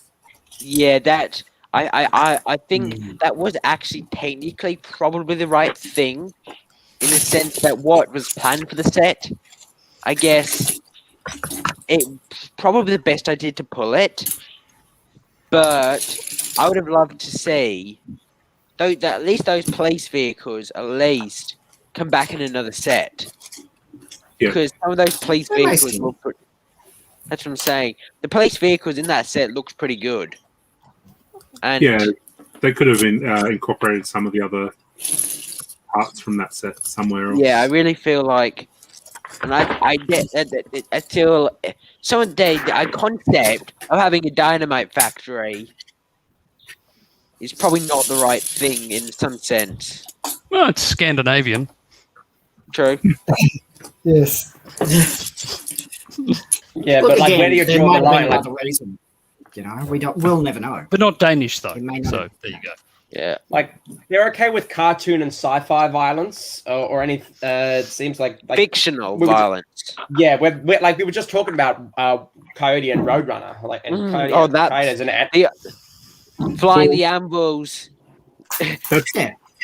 that's why they didn't do. But we didn't get Pepe Le Pew, so you know, and we didn't never get, will. we didn't get Elmer Fudd, who's Oh, yeah. like, Yeah, I why would- not I Elmer would- Fudd, though? And I want Yosemite. I want Yosemite. I reckon it's got more to do with the fact that those are humanoid characters, and those are actual humans, and whereas all the other characters in the Looney Tunes series are actually animals. So it's kind of it's that question of do you do molded heads for them, and is it out of place with all these other characters? you'd have to do molded heads for them. No, honestly, I Exactly. think what it Actually, I comes- don't think they would do molded heads, because if you noticed how they changed the Toy Story head to Yeah. for heads, because they've changed their their rules for minifigure rules, and that's why all the Toy Story heads were non-molded for the new line. I don't know why they changed it, but yeah, that's why the Toy Story heads were non-molded. The new wave of them, even though the original heads look so much better, right? Yeah, I but think that's why the- like we don't have. Yeah, Gotta keep them. We got 12 in the series though, and we got 12 in the last series because the box design has changed to be 36. I Yes. reckon that means going forward we're going to continue to have 12. So at some point we just have to cut down how many figures are going to be in to that short list of 12. Well, Yeah. part of Yeah, it is it's like probably I that stopped simple. buying them because they upped the price again. Anyway, Well, I think The price hasn't changed really in Australia. Like RRP is $5.99 here, but we get $5-6. Yeah, but see, in America, it went from $4 to $5 with the DC line, and when it went from $4 to $5, that's when I stopped buying all of the figures in every line, like I had been from Series 1. see, $5 American would be $7 Australian, $7.50 Australian. So I think we still get a better deal for minifigs here. Possibly. well, a lot of the Which would third-party be about the only thing retailers. we get a better deal on. I don't know. Yeah. A lot of the third-party retailers are still doing them for $6. So Well, yeah, like Steve's just said that Kmart are still selling them for $5, and Yeah, when they have Amazon, them in stock. yeah, that's mind true. you, Kmart usually sell Lego at a cheaper price, And a lot of but they have less stock. Yeah. But yeah, I think talking about new set reveals, let's probably stay. I think let's stay away from the Star Wars stuff. I think probably just be on the safe side, just because it's not been officially revealed and. Mhm. But yeah, like it'll be more fun when it is officially revealed. As well. yeah, Yeah. would you say the new city stuff's been revealed? Because Lego did actually officially reveal Yeah, that. the 1st of June stuff. Yeah, Which wasn't that the new wildlife rescue stuff? Yeah, that's all. What I does think it started coming out. Yeah, that's pretty cool. Now, What Yeah. what does everyone think of that? Want it? Oh yeah. If I wasn't on a budget, I'd get that. Yeah, have a whole. Basically, they've finally pricey. done everything I want except for a giraffe, zebra. Mm. Because I've been wanting a zoo forever, and granted, I've had the old elephant from the original the Orient Expedition forever, but I wanted lion for a long time, and I want them to make a zebra and giraffe, and then I could make a proper zoo. You listening, Lego? Yeah, I know, right? basically, I've actually posted on some of the set designers and said, "Hey, by the way, make a giraffe and a zebra," so they know. Basically, everything's just a painted ever horse. since Lego Everyone knows that. Worlds. Ever since Lego That little Worlds. lion cub there, for people my age, you see that and I immediately see Kimber. Yes. The white line as You well. can't not, right? But Yeah. the thing Look is, it up. one thing that if we go back to the mobile base truck thing, that thing, it obviously reminds me of the armored transport they did last year for the police. Yeah. It's obviously using the same style, which is obviously using the Unimog style Mercedes thing. The only thing I think that they did differently is they've upgraded the snorkel on it. Mm-hmm. They've extended the snorkel compared to the other one. Okay. But with the helicopter, I felt like in that set that helicopter looks awesome, and I still have a weird feeling that part is actually slanted back a bit more. Okay. I'm not sure if it is or not, but I just have a weird feeling. It could just be the light, but and I feel like that little half-tracked thing was kind of a bit of a letdown in the set. Because I just felt like it's just. I just felt like well, to me, it just looks like a cab. It pretty much just looks like a cab of a truck. Yeah. With tracks. It's got no If it's me, it's like there's no base to the vehicle. There's no obvious point where the wheels would go. It just looks like someone stuck treads on a cab. Yeah. So Yeah. I was thinking probably what I would have liked to see a bit more is probably putting the Unimog sort of the field commander or base thing in the same set as the helicopter, because mind you, that may have made it a bit more expensive. Well, but they're trying to make the sets reasonably priced. Like they're both the same price at $160, $70, $60, $160. Yeah, so it's like so you got to pick if you want the animals or you want the helicopter. And personally, I'd go the animals with the elephant and the tigers, the lions and the monkeys. But $160 for what we get in the sets, I'm not sure if very it's expensive. It's stupidly priced. Like Big W have them on but the sale. road plates don't help that. They've stuck Agreed. road plates. Which I don't essentially. Honestly, I just ordered the animal pieces and just not get the sets because I could care less about the. Yeah. So I ordered a whole bunch of the animals on bricks and pieces as well. So I've got those come. I want the elephant to appear on bricks and pieces, which hasn't come in yet. So who knows when that will come. But then Amazon did like their crash sale earlier in the week where they made it $60 for the set. Oh, so nice. Ordered a couple of those for the elephants, and Hmm. I do like how they've integrated the new colors in the sets for the road plates, though. So the water is and the brown colored road plate. They've given us options to extend that road plate system. Yeah, this is. I want to show you. This is what I mean. This is the Unimog. It's a bit modified, but if we have a look at the mobile base thing again, you can clearly see they've used a similar design in the sense that the cab pretty much looks the same. Yeah. Okay. It looks like they've pretty much taken the same cab and added a bit of extra. Instead of having a prison cell in the back, they put it a bit more of a command sort of lab. Yeah, it feels like they haven't done any real research into the set. They've just expanded it by all using the same sort of set. Yeah, but Yeah. mind you, I don't actually mind that in a sense because the more I haven't really seen Lego do that kind of vehicle as much in the sense that that kind of truck / car / truck sort of thing. Yeah. In short, what the Unimog is. It's not really a car or a truck. It's in between, and I feel that Lego. It's good to see that Lego are doing a few more of them. Yeah. Except it looks almost exactly like the one that's in one of the Jurassic Park. Yes. Or two ago. That It's vet same, unit. it's the same base of the cab, and it's like I think they have a little shooter that back, or something, because it came with one of the Raptors, something like that. It was 2 Raptors, and that was the mobile veterinary clinic. Right.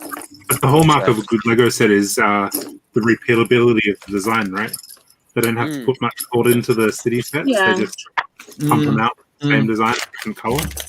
Add the latest web shooter or the latest shooter at the back. Which, mind you, with the city set is new Lego designers right now, but That's why I don't buy a lot of those sets because I get bored with them. I actually don't mind They're not sometimes for us, getting though. They're for kids. yes. I know. Sometimes See, I that's why I'm more focused on buying the sets that I really, really want, or I buy the parts. I'm much more focused on parts now. This 'Cause I've thing, started- That's the way to do it. What I do sometimes is I actually get the city set just purely because you get a vehicle base in it, and then I add modifications to that, pretty much, to see how it feels fitting. In a sense, I'll go show you what I mean. This is the unmarked dog squad van I recently built. This is built off the 2012 dog squad van that they did. So I pretty much used the base of that vehicle and changed a few things here and there. Yeah. And it does help in a way sometimes because you already get that quick start. But then again, I'm more into building vehicles than buildings, and yeah. Yeah, see, I don't build minifig scale almost at all anymore. I collect a lot of minifigures. Like I have probably 6,000 plus minifigures, but I don't build minifig scale almost at all. That seems sad, I guess. Well, it's not. I mean, like I love minifig scale, but honestly, I just don't have time for it for the most part. Yeah, it is a bit limiting. Well, and also see, when I started building mini land scale Legoland, it's actually my favorite scale now.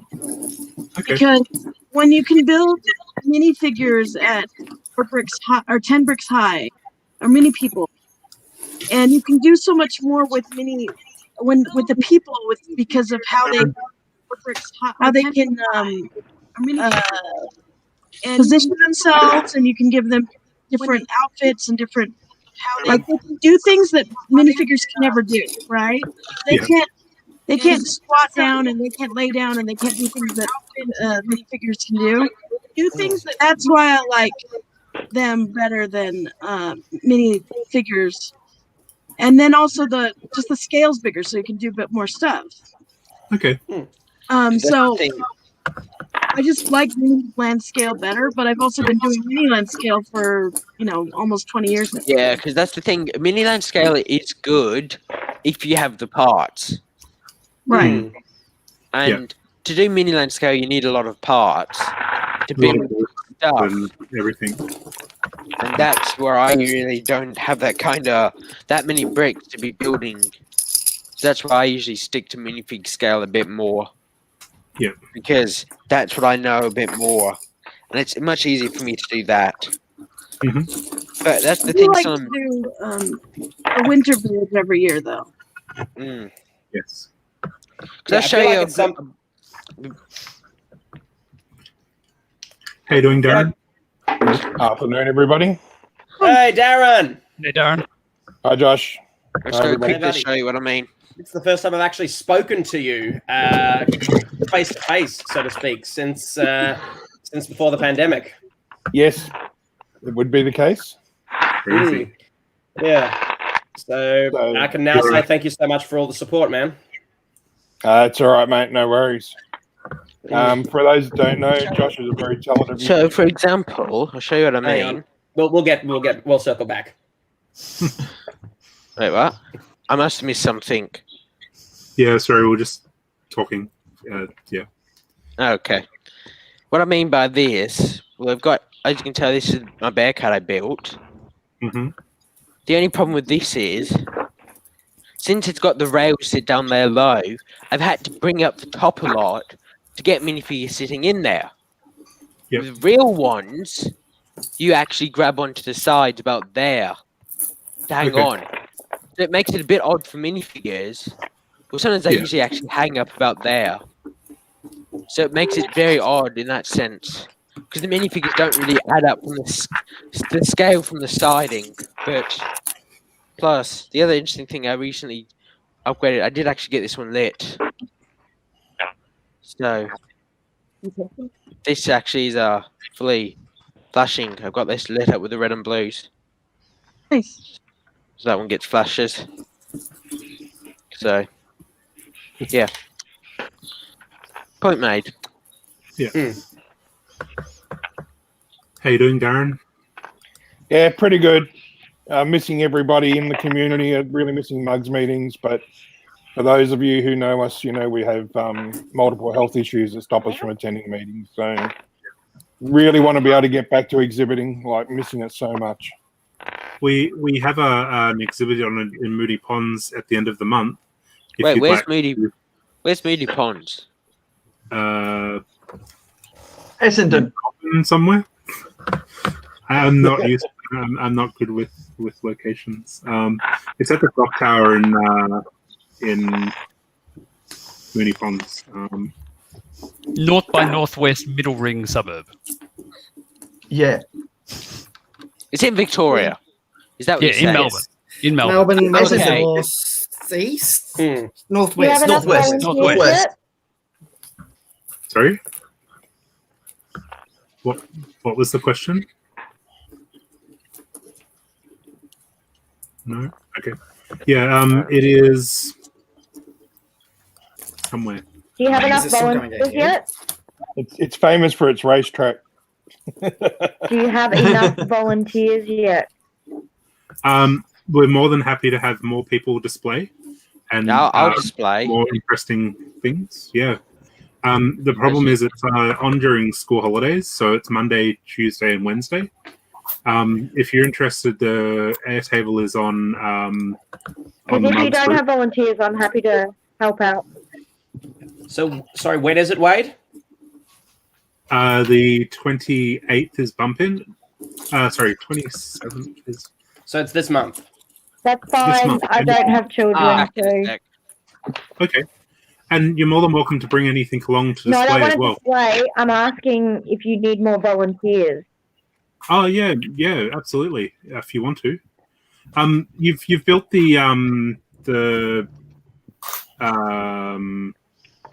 Jack Skellington artwork, right? That Neil designed. If you wanted to bring that along and display, you're more than welcome to. Like, unique ideas is always good to display, but that is technically a created idea, but unique as well. So yeah, absolutely. We're after all volunteers, displayers, exhibitors, everything. Yeah, but I changed it a little bit. Oh, if you want. Okay. Yeah. Just message me Sorry. afterwards. I sent you a message earlier anyway. Okay, I will do. Yeah. Yeah, but Darren, you're more than welcome to, if you want to just bring something to display, and you don't have to hang around. You can just set it up, and we can mind it for you. Yeah, we might proxy display over the next year or so. I think might be the way to go. Yeah, just, absolutely. Just items that we know will hang together and don't require any attendance. As far as we know that they will stay together. Ideally, something easy to set up and pack down. Yeah, exactly. Yeah. Luann is leading or going to be there over the 3 days to help set up and run the exhibit. Like, when is it again? 27th, 28th, and 29th. So is that like second week of holidays or first? First week of the school holidays.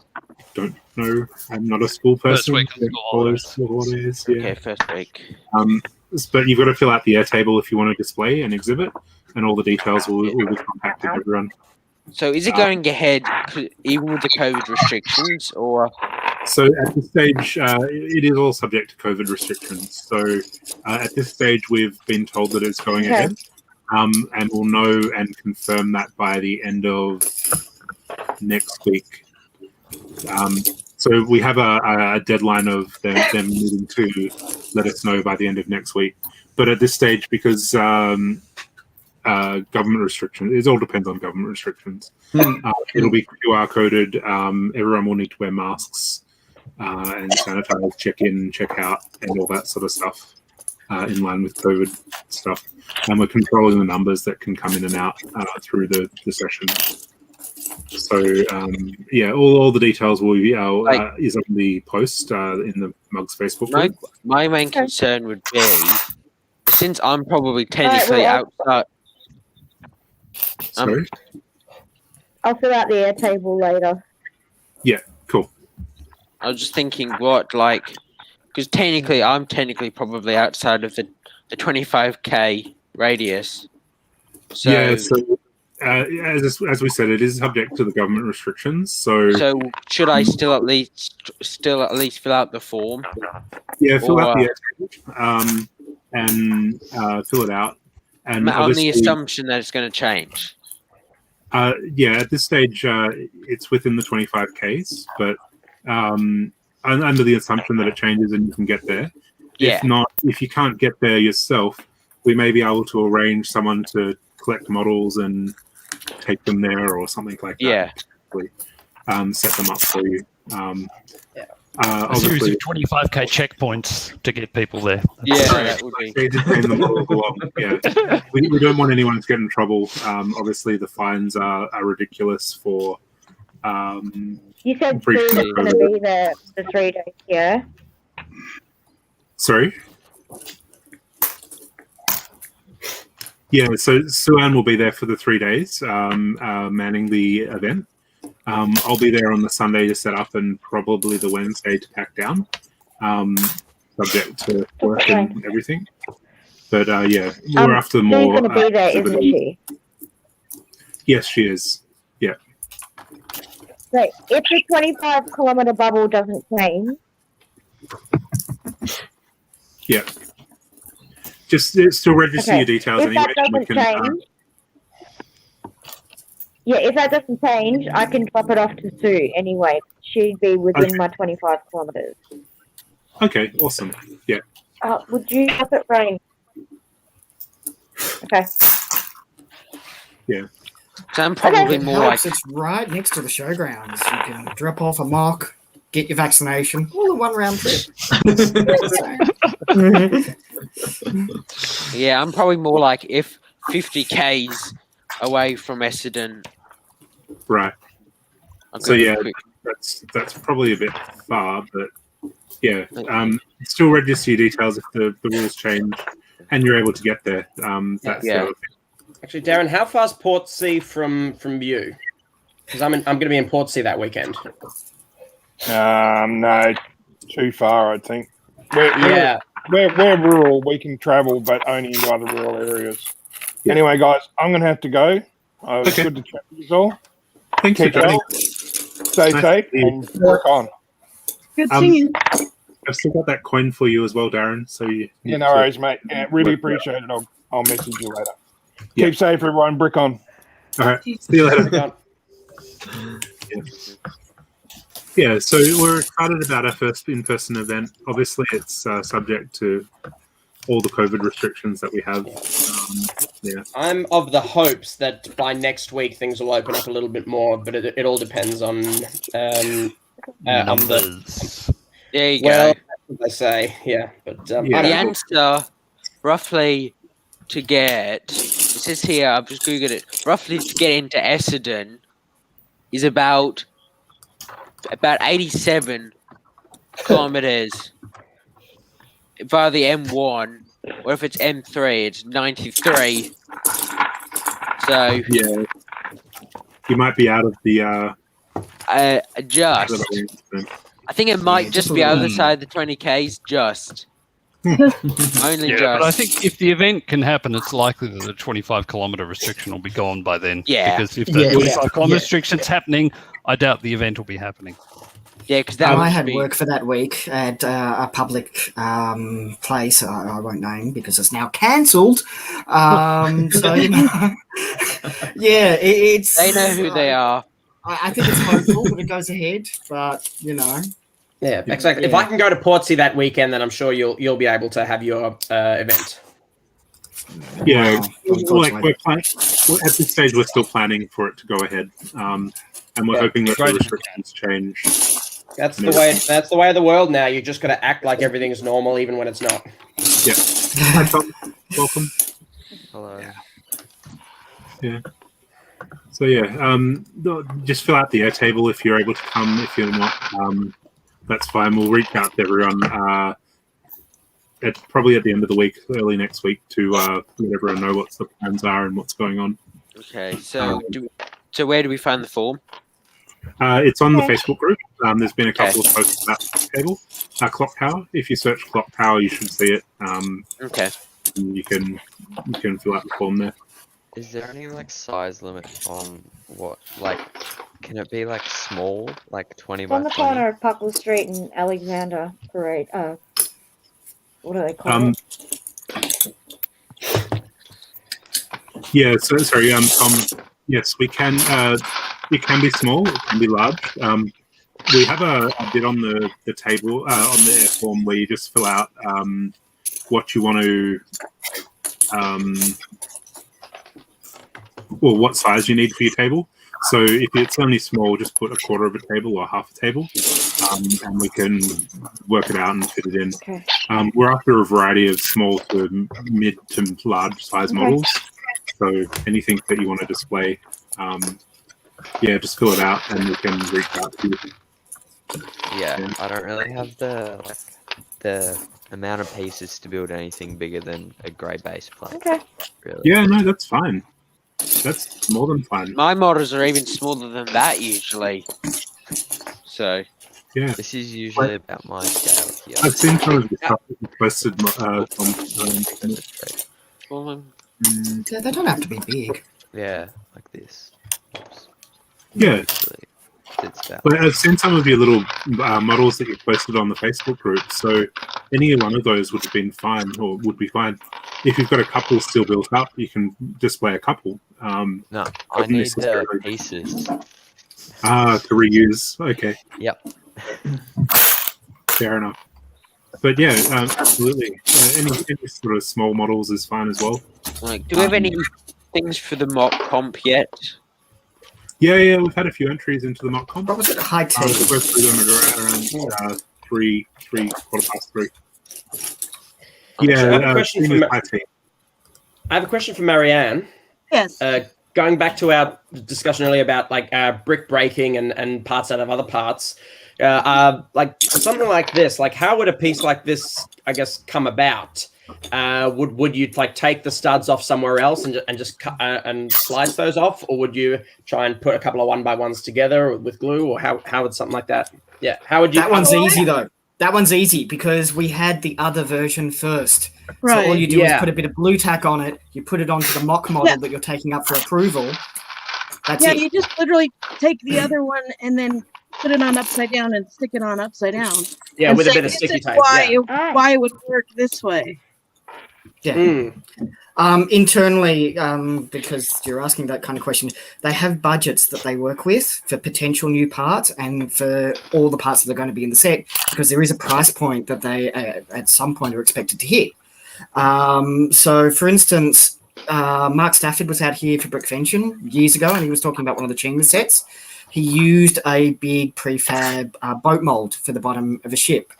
which drastically reduced the overall cost of the set, and that's how it goes through. And it's but at the same time, that very same set introduced a new color because he'd used Warhammer paints, and a few other little things, like it was a new mold as well.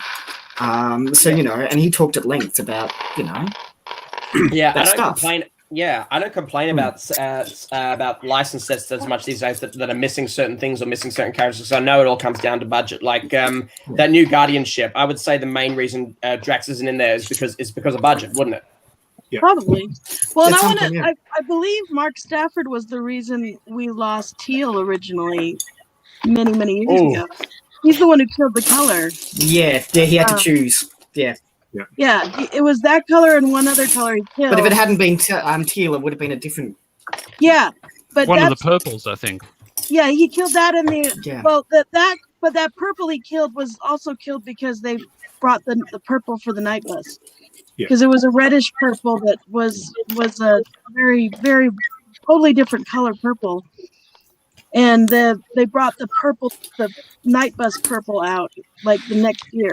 So, but that's why we haven't had Teal until just recently for like 25 years or whatever, because Mark Stafford killed it. And things like printed parts. Oh, and somebody asked on the chat. They asked what I'm building, and so I'll show it again. Probably where it came in late. This is what I'm building. But I have to have it facing me so that I can see what I'm doing. Oh, so it's like a TV thing? Yeah, they're actually awards for a company that I'm doing 5 of them at a time. So that's what I'm doing right now. Yeah, it's like 3D art. Yeah, it's 3D art, but they're actually awards. So like, there's 5 different versions of them. That's one of them that I'm doing.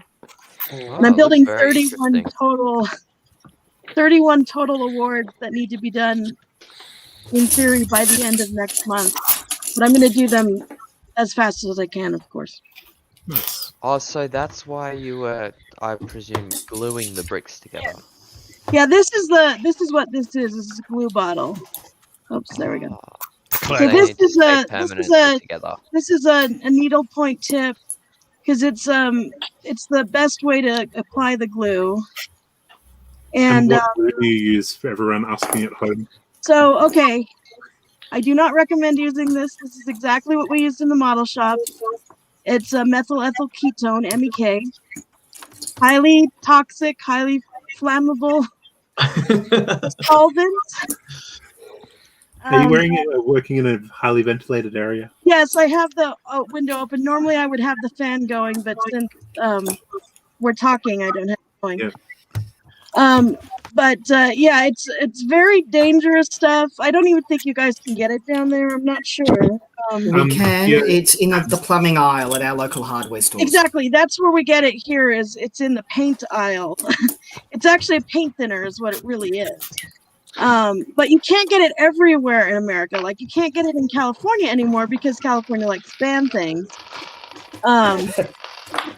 Because they like to ban anything that they don't like. So, but yeah, it's like the best thing for it. But of course, it permanently damages the bricks because it melts the bricks together. The traveler craves the freedom. It completely destroys It completely destroys the bricks. Like so these are like because this is glued. This thing is like rock solid. This will not come apart. Like if you tried to take it apart, it fuses the Lego together, melts them together, right? Yeah, it fuses them together. So it would break. It would like break the bricks more than it would do anything so else. It actually becomes one big brick then. Yeah.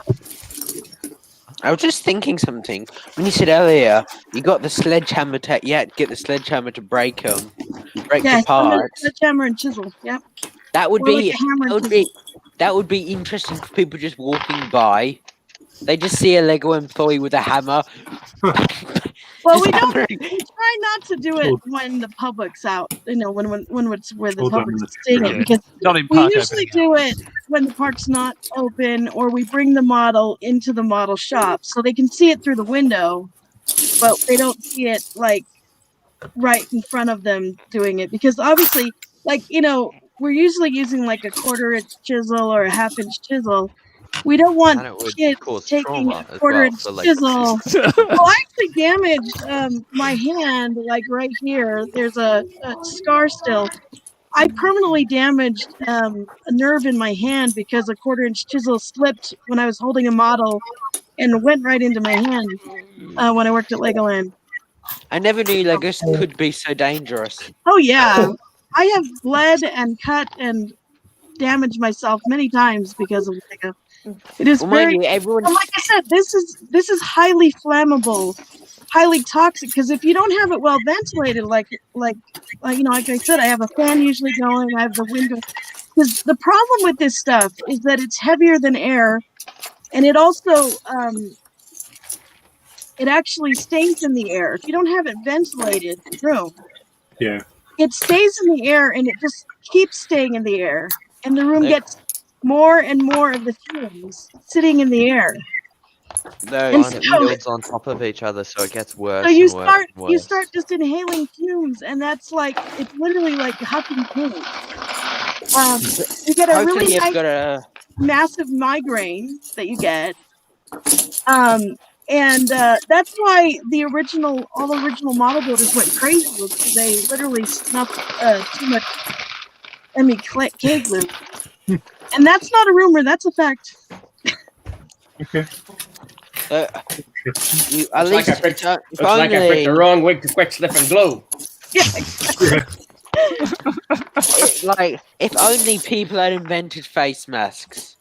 If only. Well, that's the thing, is the problem is that, like, I should be wearing gloves, but I don't like wearing gloves because I don't like the touch sense if I'm wearing gloves with. And it's Sticks like to everything. if I'm using this, because there's so little coming out, you can really control how much is coming out. Yeah. So like, yes, I really should have a fan going, but then I couldn't talk to you guys, so That's good. Or outside. well, and I do have a glass window that's wide open that you can't see. So Okay. because yes, you should have. Go crazy on us. You should, Well, yes. You don't want to go crazy. Oh, But I what have is it, gotten high off this stuff. Having too much. Not that I suggest you want to do it. But one time No. in the model shop. not pleasant. Well, when I See, built back the in the day, we used to, for one stupid, because see, this is the best way to do it, right? This is a design for this, right? But back in the day when I worked in the model shop, and this was designed by some crazy Danish model builder. They made these glue pens that were made by hand that were attached by an IV tube to a IV bag. Okay.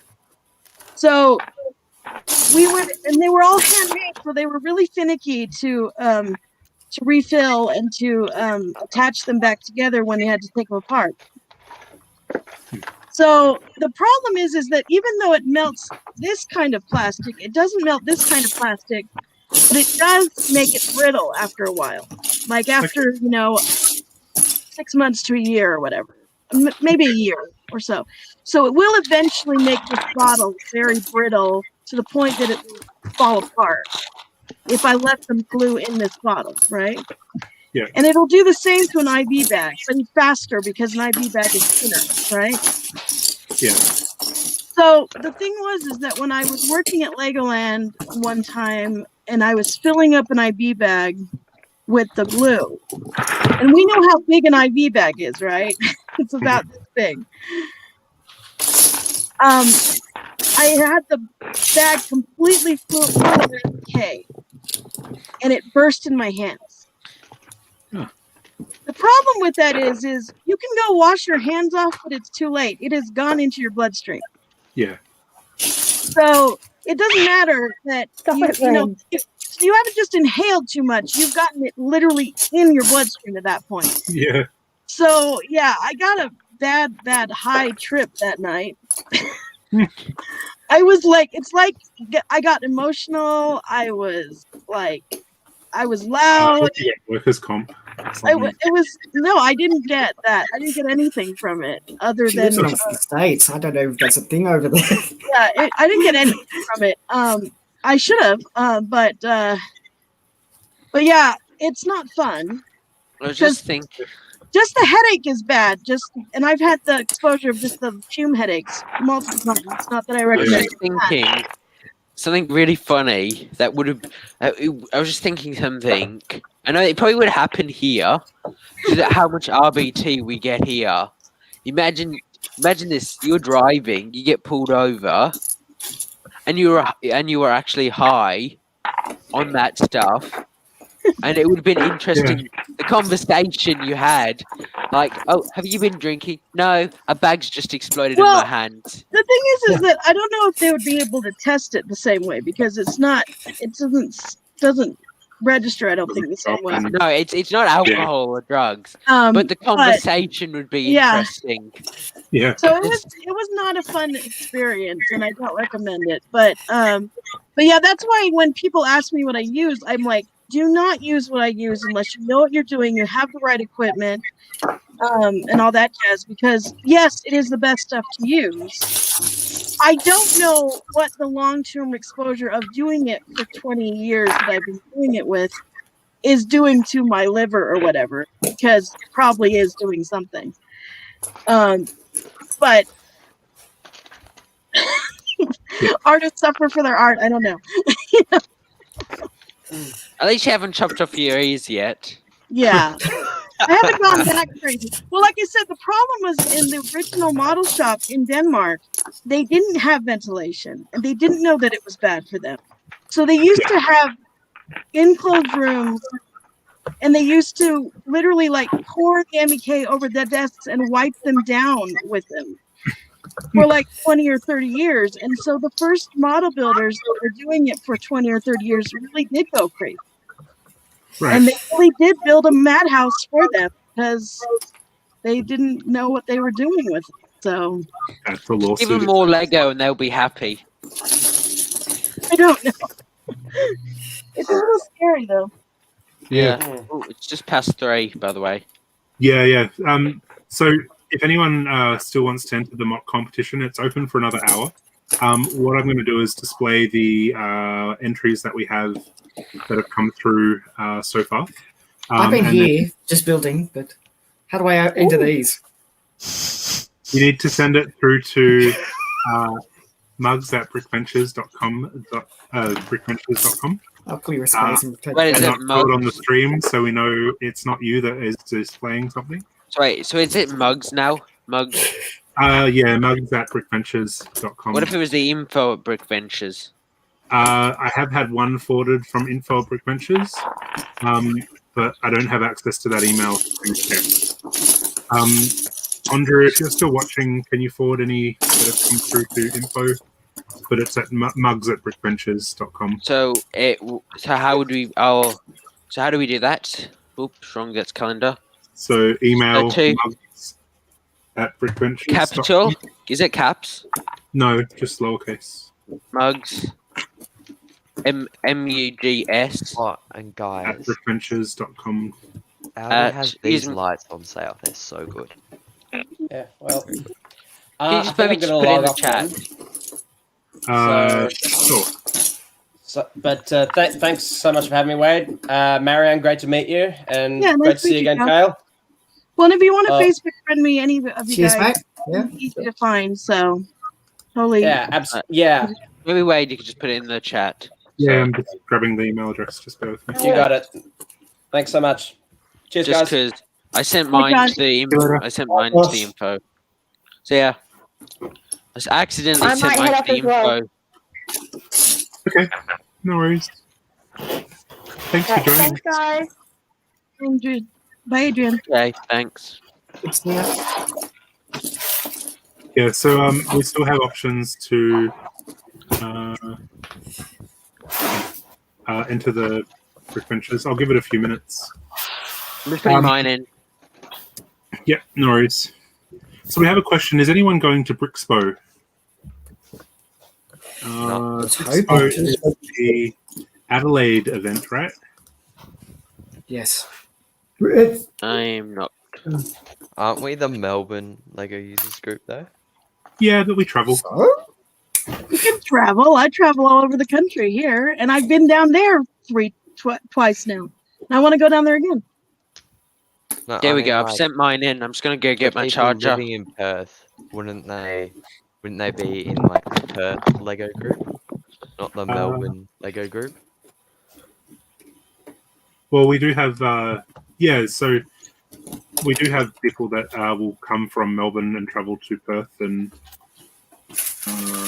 to display. All for the Brits. Yeah, I'm just looking for Brixpo's website. That is not the right Brixpo. Brixpo, is it Brixpo? Sorry, I'm just working out how to spell it. BRIXPO. Yeah, that's what That confused was me. way harder than it should have been. Brixpo, yeah. Let me. Oh. Hi, Kathy, and hi, Veronica. Hello. Hello. I know you guys are trying to get on, but we've got room now. Sorry, we're just asking if anyone's going to Brixpo. So Brixpo is the South Australian lug.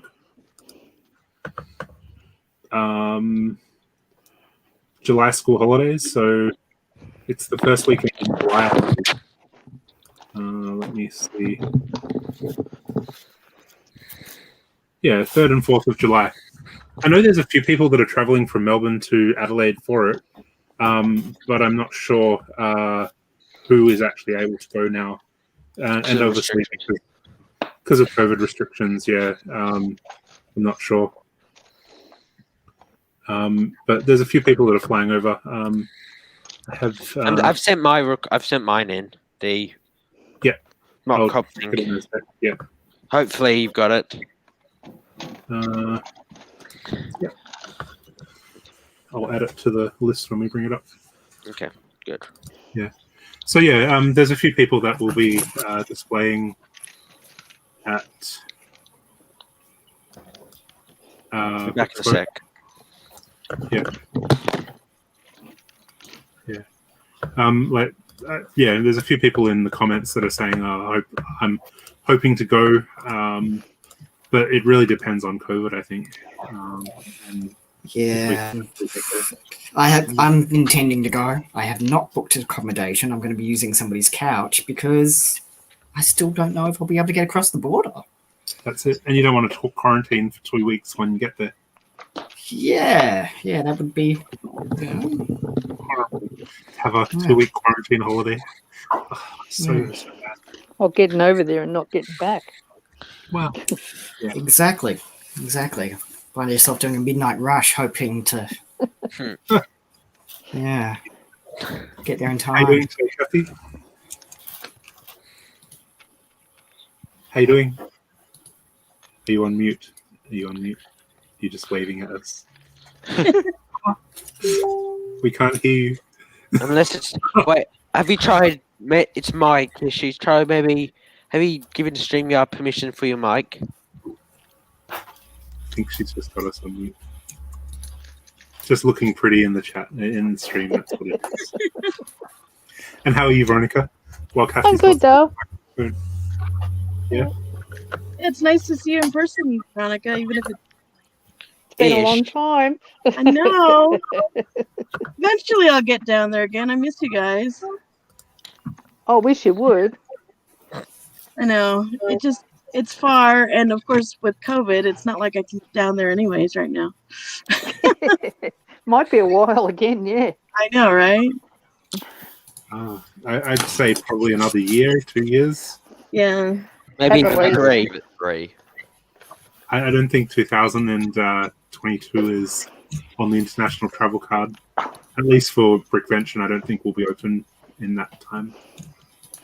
And even if we are, the flights are like 10 grand or something, so not worth it. I know. But eventually, when I can afford it. Yeah, absolutely. because I totally loved going down there. It was so fun. How many times have you been? I've been twice now because I went to Bricklade first. Okay. But I also visited Sydney and Melbourne. Then I came for Brickvention. I also went to Sydney Bricks show as well that first time because it just worked out that I was there the 3 weeks, so I was able to go to both shows. But then the second time I came, I went to Brickvention, but I also stayed 3 weeks as well. Because I mean, if you're gonna go down there, you might as well stay 3 weeks, right? Yep. Or longer, yeah. I also went to Sydney again, and I went to Canberra, and I visited like Neil Swan and checked out the whole area there and stuff like that. So that was a lot of fun. You probably should show the mocks now. We've given a bit of time. Yep. There's no rush. I'm still waiting for a couple to come through. Okay. So Anyone got any ideas of something to build? Ideas. Did you enter our mock comp? No, I was too late. I don't know. You've got an hour. Come on. This is like a Lego Masters challenge for you. You've got a time frame of 1 hour. I wake up at 4 o'clock to build some 1 hour challenges on Discord. Yeah, if you want to actually be on Lego Masters, you got to do these like short challenges first. Yeah, I just did one. Took me 15 minutes. What is it? He's entered the Kale's entered the competition. No, I mean, what is the competition then? Oh, sorry. So the mock comp is high tea. So build something in a high tea themed something.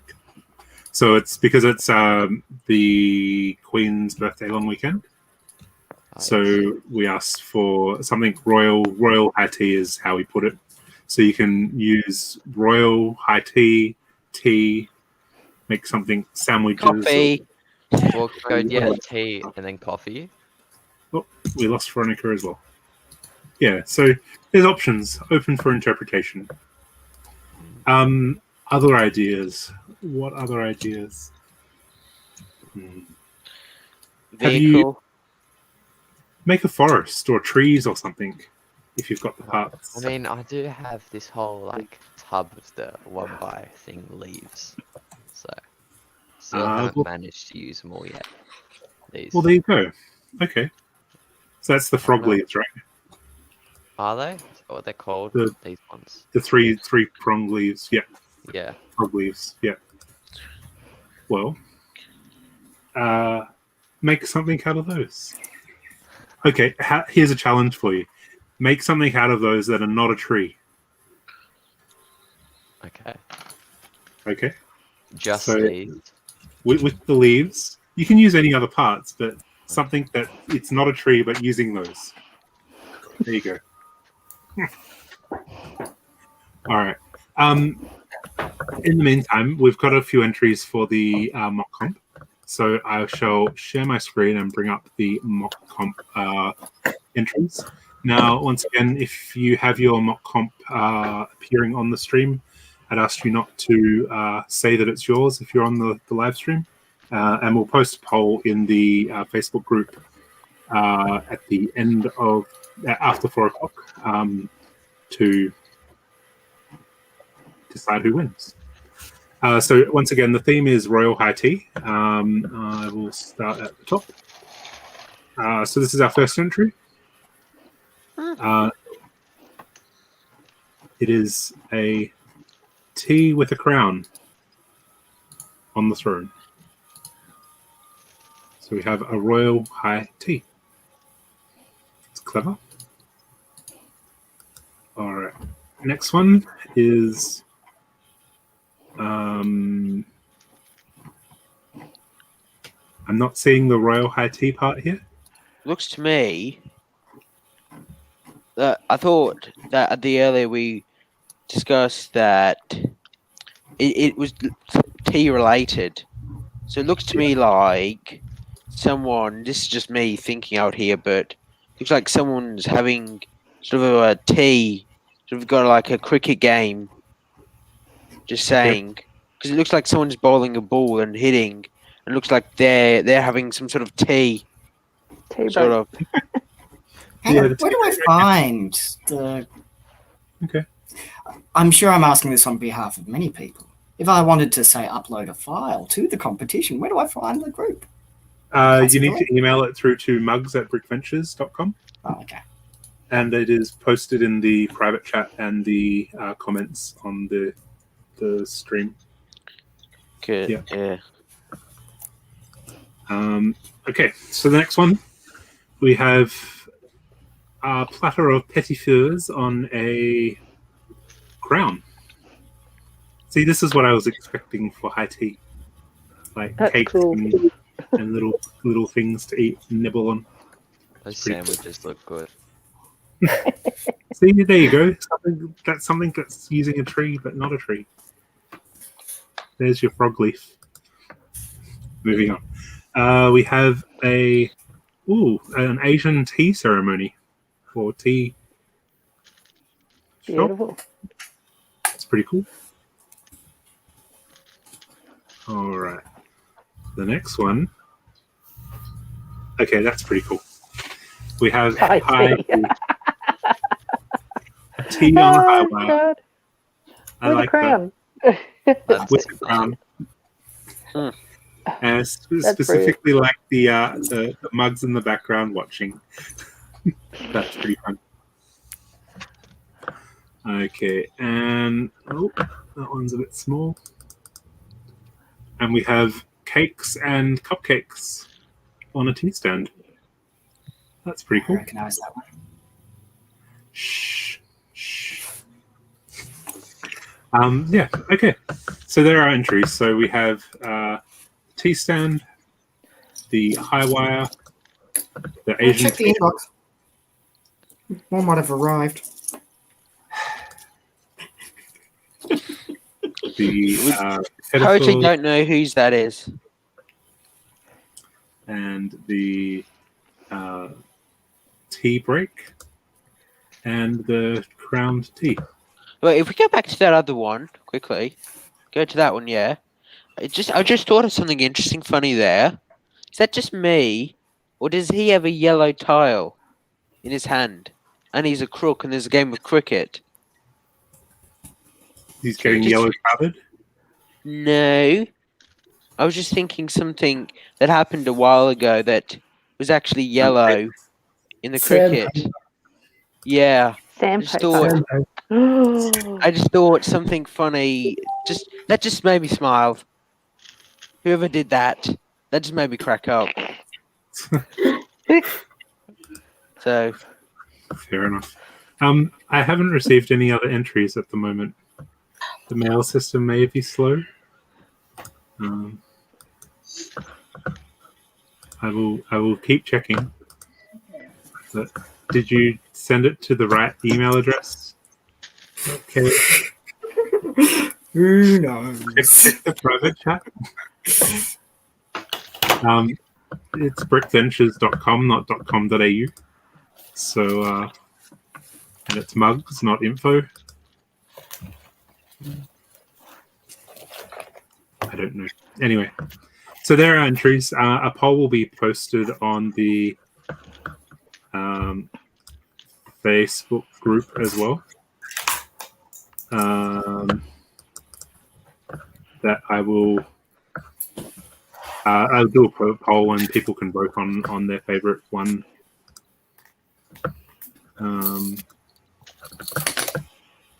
Do you build much yourself, Wade? Not a huge amount. I do, but not. more or less a hoarder. Yeah, I'm a hoarder. I'm seeing your 1x1 tile collection growing. Yeah. Yeah, but technically speaking, aren't all Lego builders at Mugs hoarders? In their own unique way. Have one late entry. So Totally don't know whose that is. chocolates coming that's from cute. Minion. I wonder if that's used the parts from the Minion set. I I hope so. wonder. Definitely. That is like it's no secret, right? Every. Yeah. Cool. Yeah, so I don't mock a huge amount. I modify sets a lot, but I don't mock itself. I'm more likely to build something from an existing set and modify it, or in some cases collect all the parts from a series. Like I've just completed the Lord of the Rings minifig collection, so I've got all those figures now. A few years too late. Sorry. That's a few years late. Yeah. And a few years expensive as well, but Yeah. That's what I was thinking. Do you have Smog Dragon? That's the question. I do. And I was actually able to get the Smog Lonely Mountain set for like $100 and something now, and the dragon alone is like $100. Yeah, he's a very well. No, he's a lot more expensive now.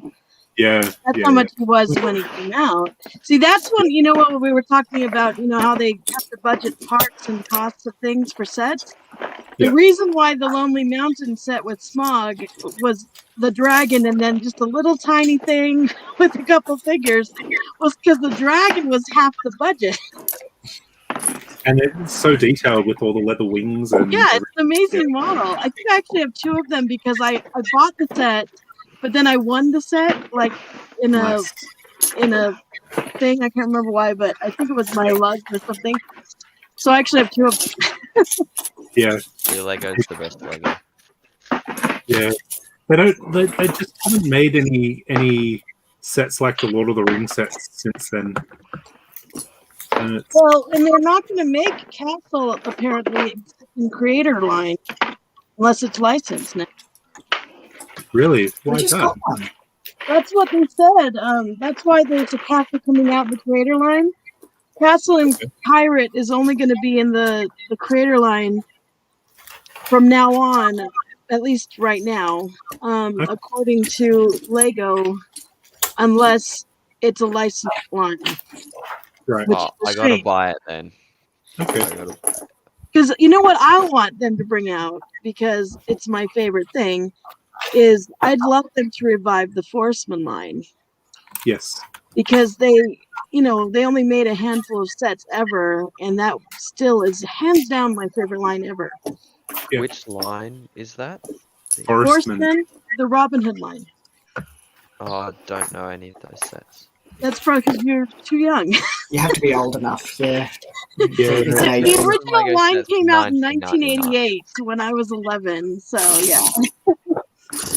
So they're your Grail old school sets. Yeah, that's my original favorite set. Oh, I have them all.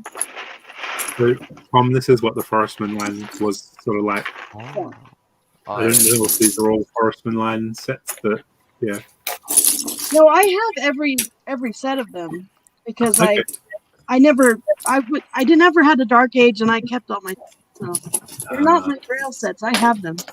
Yeah. But no, I wish they would come out with more. Like, I kind of want to do want to revisit the line and make some mocks because I still want to do that because I used to do that. That's one thing I used to do a lot of was Forceman mocks when I was a kid. But of course, I didn't have amount of Lego to play with when I was a kid. A few years ago, I did make a really cool Friends. I actually took the Friends line and I made Forest Friends, which was I redid all of the Forceman sets in Friends. So I did the colors and the things like that, and I actually have that on my Flickr page. I don't know how I could show that. Is there a way to share that? Your Flickr? No, I mean to share it with you guys. Oh yeah, you can post the link in the comments, or if you. Okay, yeah. Let me see if I can find it, and I'll show you guys. It's Yeah. really cool. Yeah, well, I mean, they're sort of doing it now. They did the Lego Friends like jungle rescue type thing. Yeah, they're kind of touching on some of the sets like City and Friends with the Forestman sort of style. Mm-hmm. Well, there was those like the Explorer type Lego Yeah, Lego the city wildlife sets. ones. Yeah. Those But they're not really cops and robbers. Oh, it's very Robin Hood style. Yeah, I would really like. It's limited some, by medieval- imagination. Yeah. No, I certainly got more than a few of them just to get the parts inside and talking the animals, you know. Yeah. So Oh, we just have a few drop out. Yeah, I think we lost Maria. Yeah, I should probably be back. Yeah, but yeah, I think we don't get the pirates and castle sets. I pushed a button and it did something weird and turned me off for a minute. That's right. I don't think we get the pirates and the castle themes because we've got licensed themes in that style. So we've had Pirates of the Caribbean, which was pirate themed. We've had Lord of the Rings, so which was castle. expensive. We've got Harry Potter, which is castle now, technically. So they have No. castle parts. It's not the same, but it's still a castle on the market. And why would they have a castle theme when they've got Harry Potter castles on the theme on the market as well? Yeah, that's 'Cause- part of why they haven't had Pirates and Castle for so long is because of Harry Potter. I did find the link, so I put it in the chat. Well, I mean, Lego has suffered with getting its own space IP up for a while, and it's because it's Yeah. competing with its own Star Wars line. Mhm. So, Well, the space theme, they've done city and city space, so they've gone more realistic space than they and have. Yeah. Yeah. we've got that, and I quite like that range. But yeah, prior to that, what was it? It was, you know, good guys versus bad guys in space, and it just, Yeah. you know, Well, Star 'cause Wars knockoff. the only one they got around with that was like Mission to Mars or something. They called it City, so they got around it. Yeah, that. yeah. Yeah, so these I made round- several years ago, and I basically recolored and rethemed all of the sets with Friends figures. Okay. The problem with the original Forcemen was they didn't even have brown back then. Right. Because brown didn't exist as a color until way after. So the second wave of Forcemen had brown, but the first wave didn't. Yeah. So that's why they have black as the trees, not brown. And so yeah, this was fun to just recolor everything and just put it all together and see what I could do with it. See, I guess they could say that the elves theme was the Forestman theme, almost. Yeah, kind of. And that's what I pulled a lot of pieces from the elves to play with it and see what I could do with Yeah. it. And see, that's my favorite one is that little hideout theme set right there. Oh, I wanted that so much as a kid. That was one of I got it at Christmas time, I think, in '88. Cool. So yeah, I just love that. I just love that series still to this Yeah. day. Yeah, it's pretty cool.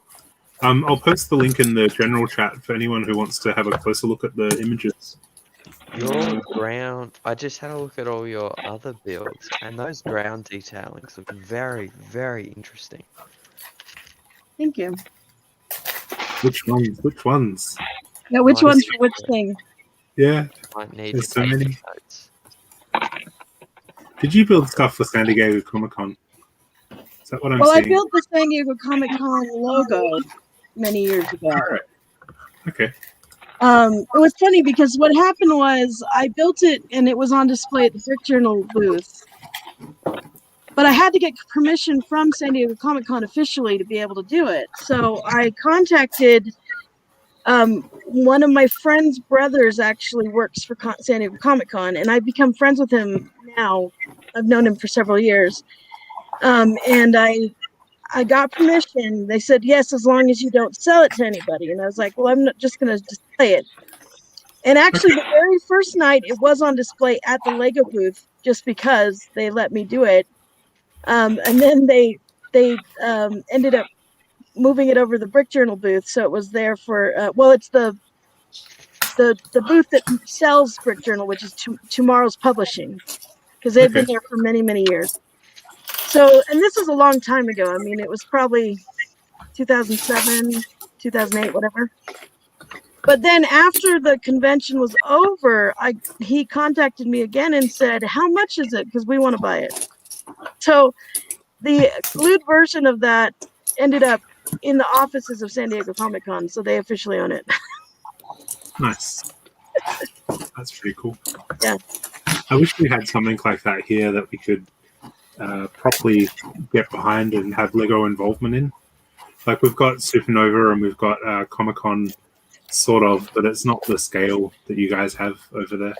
Well, the thing is, though, is that the actual San Diego Comic-Con, the only, Lego is there, but the clubs are not involved at all.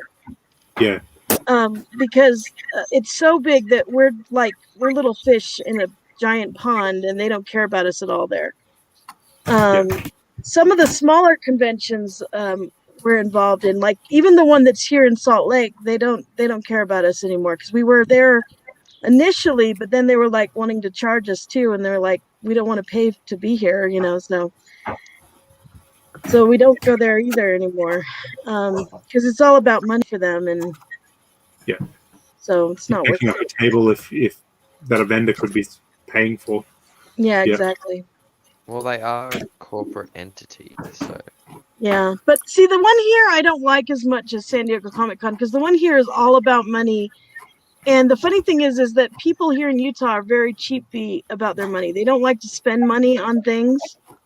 So, like, as a vendor, I don't make money hardly at all at comic conventions. Anyways, like, I make money at Lego conventions really well, but I don't make money at comic conventions. I really didn't make money the one time I tried at the Utah Comic-Con. I lost a lot of money. But San Diego Comic-Con, I go as just to go every year. And because I know a lot of people that are involved in it. Like I have a lot of friends that are writers and stuff like that. And so I go just as to participate in it. I don't go as a vendor or anything.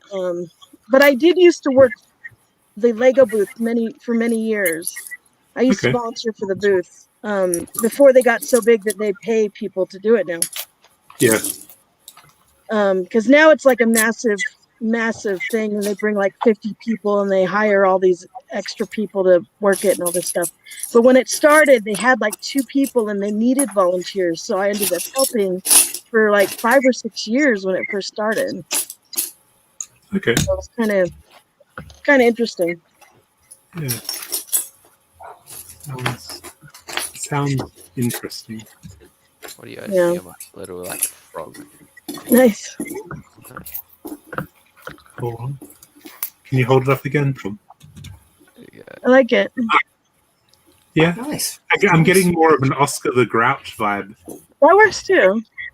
Yeah. Yeah. Because it kind of looks like his fur of the fur, the material of his face. It works for both. It's kind of cool. Yeah, I don't think he's round enough Lego. He's fuzzy though, so the tiles work, I think. So for anyone who's still watching, we have put the door prize post in the Mugs group. So make sure you hop along and comment on that if you'd like to try and win the door prize. Andrea has posted that, so it is listed there. Unfortunately, it's only open to Australian residents and probably only Victorian people, but you're more than welcome to enter. One other thing we should probably mention is the Mugs membership. So for the first time in Mugs history, we're actually having a membership, which we launched as of the 1st of June. So if you'd like to become a member and you're over the age of 18, you're more than welcome to become a member. If you're under 18 but between 13 and 18, you're able to sign up as an associate member. And that just gives you access to the meetings because we're okay. No worries. See ya. See you later. Thanks for joining us. You can probably clear it for someone else. So okay, no worries. See ya. Bye. Cheers, mate. Hi, Nicole and Aaron. Do that. Hi. Aaron's just gone up, but he was reading over there on that table. No worries. Hello. We stopped at the time. I didn't look at the time properly for the online meeting, and I thought it was 11. And then we tried to join at 11, and at 12, I think we were like an hour late. And I was like, oh, maybe you can only join at the start time, and then we waited about 10 minutes, then logged off. It's fine, but then we continued to like build things, but just obviously not just what? while everyone else was. Fair But enough. What are you showing us, Veronica? How do you do the That's what I'm circle? working on. You know I love weird things. What is it? How Oh, do the question is how you do the circle. Nice. Dot That's a bracelet. house bracelet. Oh, cute. I love That's pretty cool. It's supposed to be like a Spanish lady on a horse because I got these horses at the op shop and I think they're just awesome. Yeah. So she's mucking around. Her arms aren't going to stay like that, but she's funny. And it's even got the tail. Very at the back. sassy. I love the arms. Why would you change them? Yeah. You could have an arm coming out of the pinhole. Probably. But I like the garland. I just made the garland on the horse. Yeah. That's pretty cool. So, Nicole, are you building anything? What are you building? I built this morning. It's my high tea. Not meant to show Oh, us we're this. not meant to spoil that. They wanted to keep that anonymous. Gotta email me photos. I say, probably having spoiled who built mine. Meant to be sort of anonymous, so Nobody saw it. Nobody saw it. Yeah, nobody saw it. You would have we seen edit it that bit out in post, right? if we had joined earlier, because that's what we were doing. Awesome. Just you can still send through the photos though for the competition. I just did it. Until- Yeah. Okay, cool. Yeah. Sorry. So, Still learning. no worries at all. The more the merrier, the more entries. We tend to get a variety of entries throughout the day, and everyone seems to wait until the last minute to put in entries. So I try and remind people all the time. That's because we're building them right now. I know. You had like 4 months to build them, and it's the last 5 minutes. But cool. I'm glad you've entered. I know. I like to be prepared, and it's hard to prepare when we get entries on the last day. Yeah.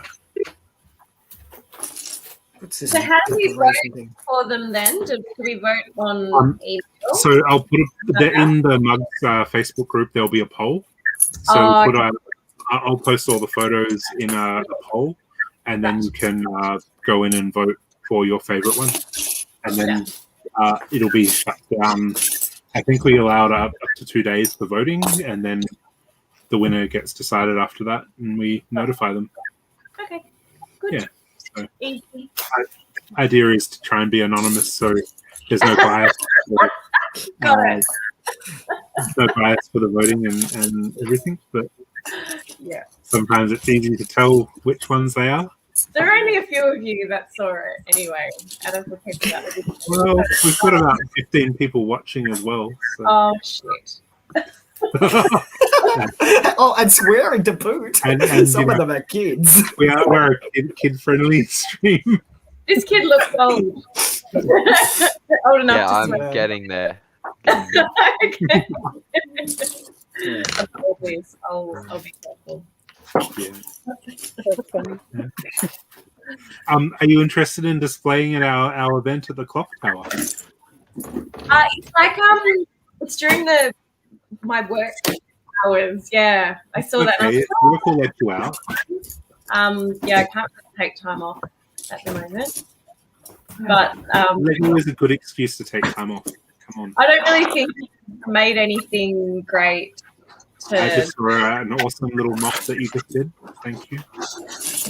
You just saw one? Oh, Your awesome little mock. yeah, maybe. It's probably not kid friendly either. I don't know. It's a bit scary. That's fair enough. Now we're all intrigued. You have my attention. No. I'm sure when we get clear photos, we'll However you interpret it is well how it is.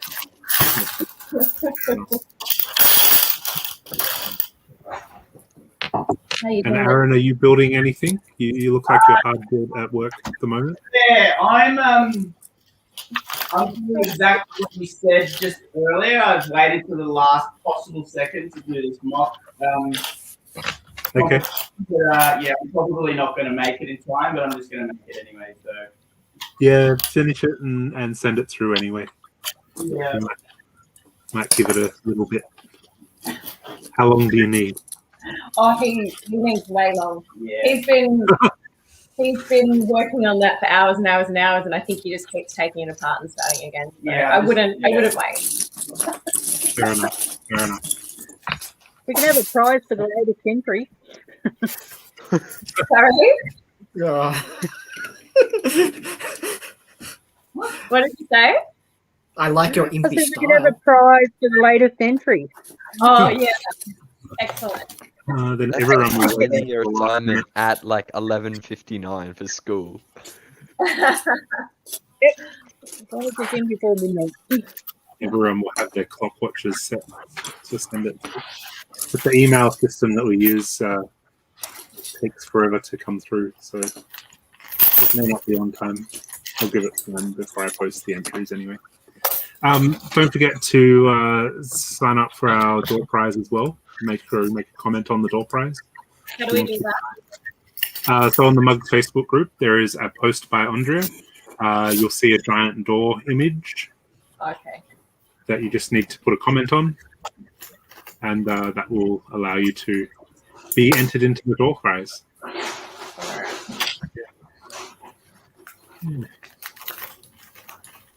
So have you bought any new sets? Anyone got any new sets that they I'm want to show off? saving the new Bad Batch shuttle. That one. Yeah. Okay. That one. And the rest of the Star Wars wave that we can't talk about. Okay. Why can't we talk about it? Because it's still leaked. We'll talk. You can't Well, talk about stuff. Yeah, they're kind of. It's in a grey area at the moment. Like it was leaked on posted early on the Lego website and then pulled. Apparently the images are still there, so it's sort of a grey area of I'm not sure if we can talk about it. And I'd Some prefer to sets be. have been officially released, but you can find pictures of all of them have been. Yeah. Like the Mandalorian Forge, you can find the minifigures for that one, which Yeah. do look very good. Oh, really? Forward to that one. Yes. I'm not a Star Wars person. I just find they release the same sets every year. Yeah, that Hello. makes sense. I started as a That's Star because Wars. they haven't made good movies in some time. So, I agree. Yeah, Sequels, back in 1979 or whatever it was. yeah.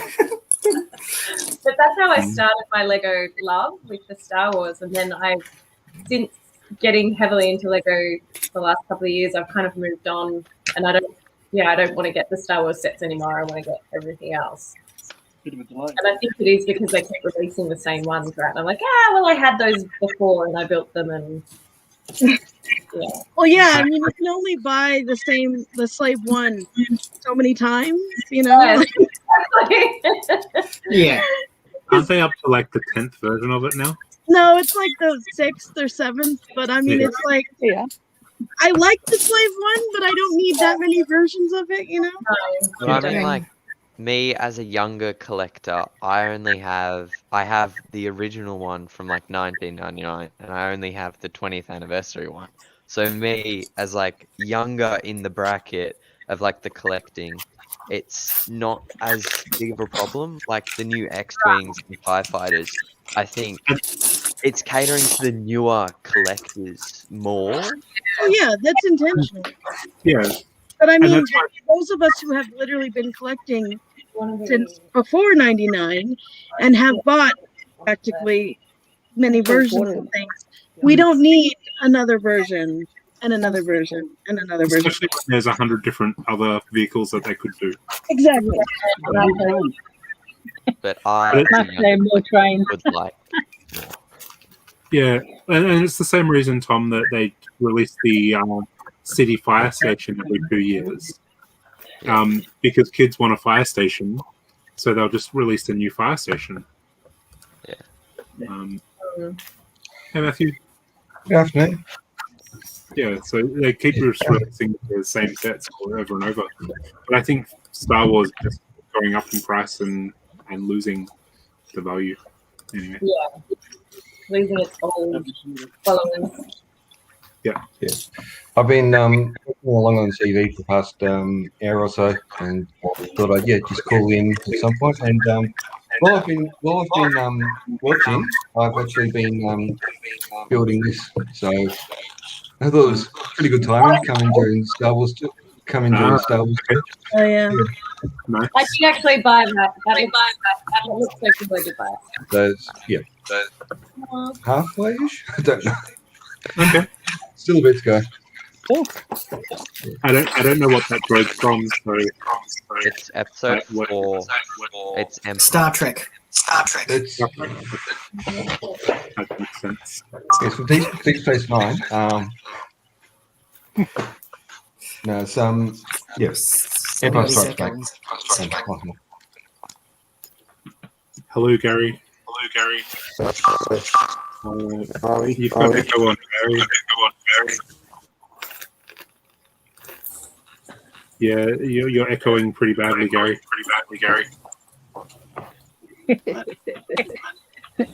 You have our YouTube on in the background.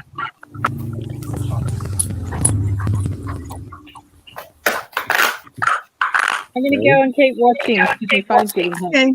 Bye, Veronica. Good to see you. Bye, guys. Bye. Look after yourself. I missed you all. Miss you too. Next month, hopefully. Bye. Gary, can you hear us? And he. You're echoing. Still? You are very echoey, so I'm muting you. I don't know what's going on with Gary's microphone. Anyway. Yep. Yesterday, I went on to Maya online sale and noticed that they had the Beatles and the Marilyn Monroe portrait set for $50 off each. So, I hope you didn't buy them. Amazon has it for 80, I think. Okay. I picked up 4 of the Harry Potter art sets for $74 each, and the Beatles one has been $79. Marilyn Monroe has been $79. The only ones that haven't been under $100 are Star Wars and Iron Man. But Really sorry. Where did you get the Harry Potter ones for that price? Amazon. Oh, okay. So Amazon had them. Target had them for that price, and then Amazon price matched them, and because Amazon have stock.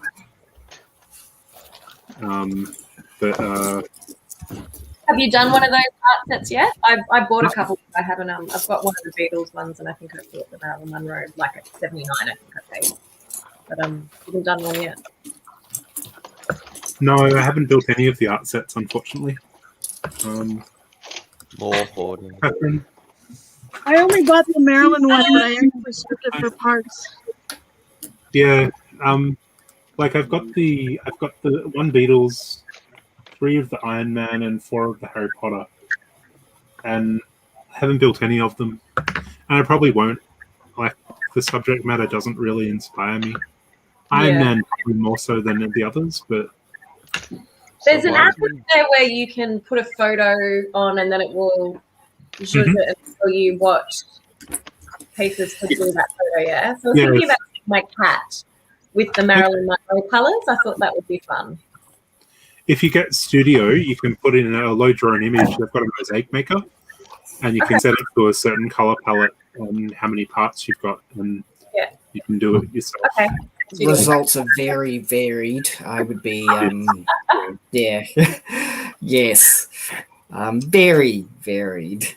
Okay, right. You will, if you've got some illustration skills, you probably want to do a little bit of it freehand, basically stuff around the eyes, for instance. That's why I use Photoshop and Illustrator Mosaic first before I use Studio. Or that's what it was. think it was mosaic.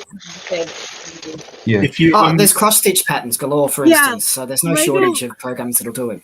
Yeah, Right. that's the thing is the actual model builders use the ones that work for Lego actually use cross stitch pattern programs. That's much better results than Okay. the other one. My personal favorite is Photoshop. You can constrain the color palette, and then you can get in See, there and I you can didn't individually edit. do that. I don't know how to do that. I don't know. You got to love pick the color Photoshop. palette, and you have to. If you pick custom, you can actually tell it. I only want these colors in my palette. I still don't. I literally don't know how to do that. I mean, I've used Photoshop for a long time, but I still don't know how to. Well, you know how you can swap between RGB and CMYK. Yeah. In that same drop-down menu is custom, and you can pick and choose specific colors to create the range of colors you're using in the I'll file. just have to mess around with it because I haven't messed around it enough to do it. Yeah. But I know it's in Um, there. I just haven't. The other spot you'd need to combine it with is Puron Color List. That's your search term, and that's going to give you the exact CMYK values for all the Right. Lego color palette. Yeah. When I did some mosaics at Brickvention a couple of years ago, I did things that are really basic, not like a human face. So that made things a bit more straightforward to use. I think just before it was integrated into Studio, so there was a freeware Lego mosaic maker that I used there. Yeah. Yeah. You can always do something like the Lego logo or something basic to start with. For the what? The Lego logo. Oh, the Lego logo. Yeah, true. And I have to I just think if I do more than one and I want to use the same pieces, I've got to then pick them out, which just causes me anxiety. The mosaics have a wide brick separator to take out off the parts. So it's like And because they're round parts, there's also the crowbar. The crowbar works. Yeah. a 4 stud wide stud picker thing. Yeah. Yeah, right. I don't have one of those. You bought an art set though, right? Oh, so it comes with it. Yeah. They throw in a golden. Yeah. Right. So they do make it a little bit easier for you then. And there's a whole ton of spare parts in each of them too, because there's alternate builds. That's why I kind of thought it would be a good thing to buy. Because you're only getting $2 or something, aren't you? Yeah.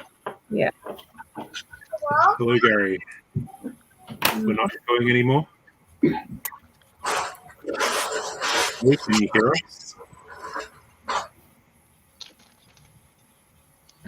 Gary? Hello.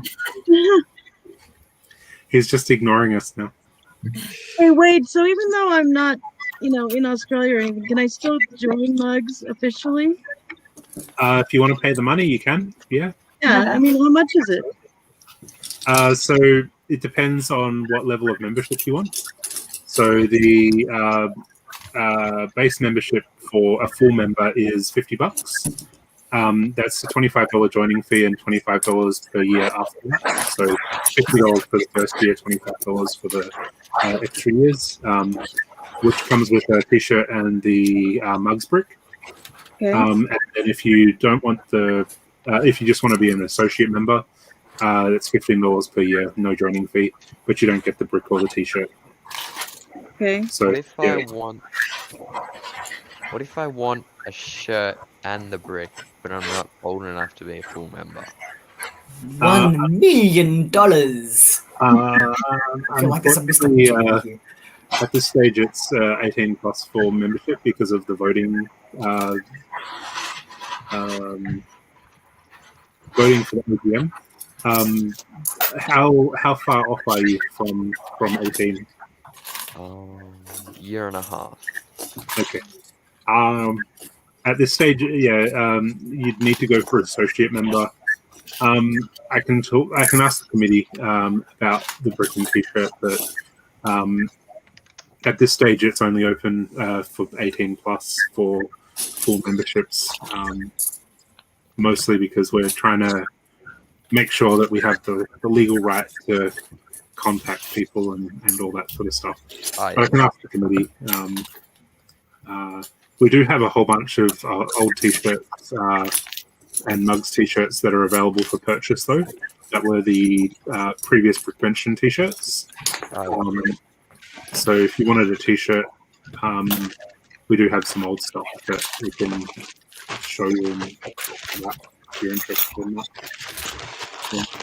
Okay. And here's one I bought when I was physically able to go to the base plate a few weeks back. There you go. Merchandise, yeah, Mugs T-shirt. Thank you. Yes. I think I actually have one of the bricks, but I don't have the shirt. But yeah, I wouldn't mind joining officially. That would be cool. Yeah. So all the details are on the event in the Facebook group. Okay. So you can have a look and you're more than welcome to join. As we sort of said, we usually encourage Victorians who attend the meetings regularly. Oh yeah, of course.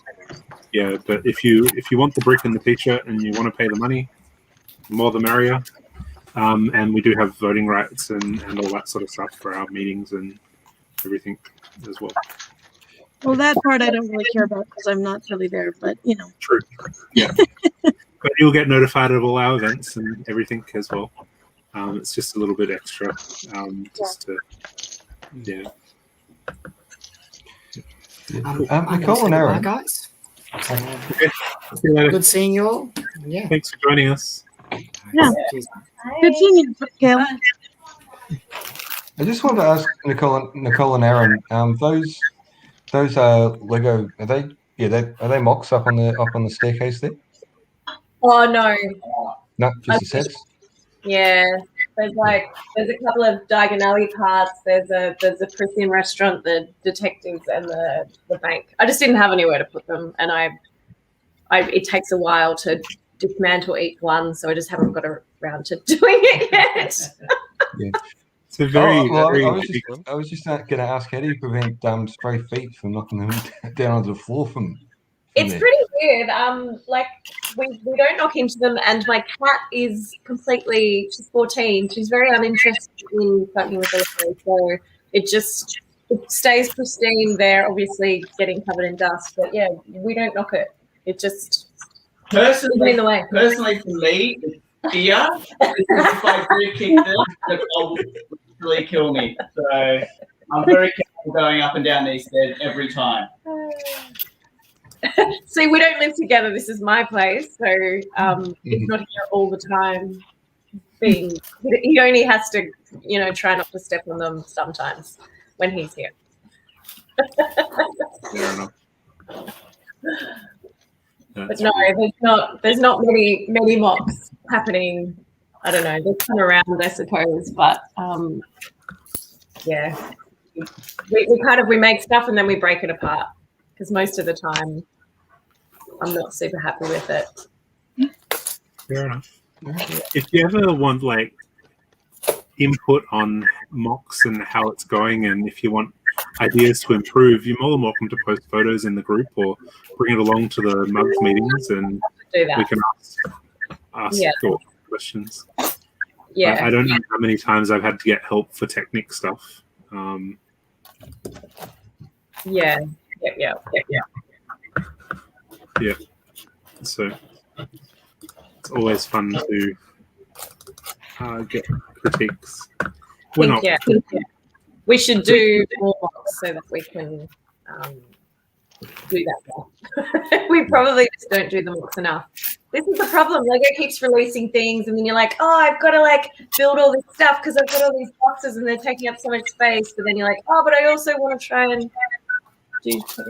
Yeah, don't look at the mess. I have a ridiculous backstock of sets that go back a couple decades, some of them. So yeah, you don't have to build the sets. Well, I don't have as much space. Okay, maybe not a couple decades, but at least a decade, some of them. So you don't have to build all the sets. I think I've got sets up behind me somewhere that I bought in the first year that I started collecting Lego, and I haven't opened them yet. So I'm not saying that you should do that, but I do have a lot of sets that I have not opened yet, and they're including like the Hogwarts Castle, the Disney Castle, Joker's Manor. Yeah, I have a lot of big sets. Part of that is I have no room to put them anywhere. Yeah. But yeah, and also I just don't have time to build them because I'm building like a commission or something, and so I just don't have time to build them. Well, that's not a terrible problem to have. No. I had this in the box for quite a few years the until Jima crocodile boat. Oh my god, that's amazing. Yeah, so Oh, something else you were mentioning earlier. I just have built. Not that. Yeah. that is so cool. But yeah. Did you exhibit that somewhere? No, that's actually an official Lego model. Really? Yeah, Mark Stafford designed that, and I don't know. Who that is. Is okay, he's a Lego designer who was we had as a guest at Brick Vention quite a few years back. Oh, He signed the box and said this boat floats because apparently with Lego's rules the designers were only allowed to say that for city sets. Oh. Bit of an odd rule. What Yeah, so was it a it because the boat plate that he uses is originally from a city set. Yeah. But he's used it for Chima for this Oh, particular model. okay, right. Yeah. Oh. Because it's got these air gaps along here and here. It floats. Okay. So air gets trapped and it like sits. Okay. Cool. Because back when I was a kid, my brother had a Lego City set base plate that it was designed to float, but because it didn't have those stabilizing parts and just a couple of weights for ballast, always flipped over. So yeah, obviously I haven't tried that in the tub yet. Should. Yeah. it's amazing what old sets we've got that are just sitting around waiting to be built. Yeah, I think I'm mostly through my backlog at the moment. But yeah, I don't think I'm going to be in a hurry to make the Mersk ship. I have one of those back.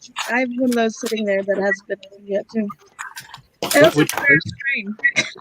Which mess ship did you get, Matthew? That was the one from about a decade ago. It's pretty good. Is it open or is it still sealed? It's still sealed. I need Mersk blue for my color chart. Well, I've also got the Mersk train, which I have built. So, do you have any of the spare parts from it? Probably. I wouldn't have a clue where it is though. So, let me go look. I actually have some Mersk blue pieces that were never officially released, but we had from the model shop. We have like 2x8 and 2x10 bricks that Lego never officially released, but we needed them for building the Capitol building. Okay. And so because the reason I have them is not that I stole them.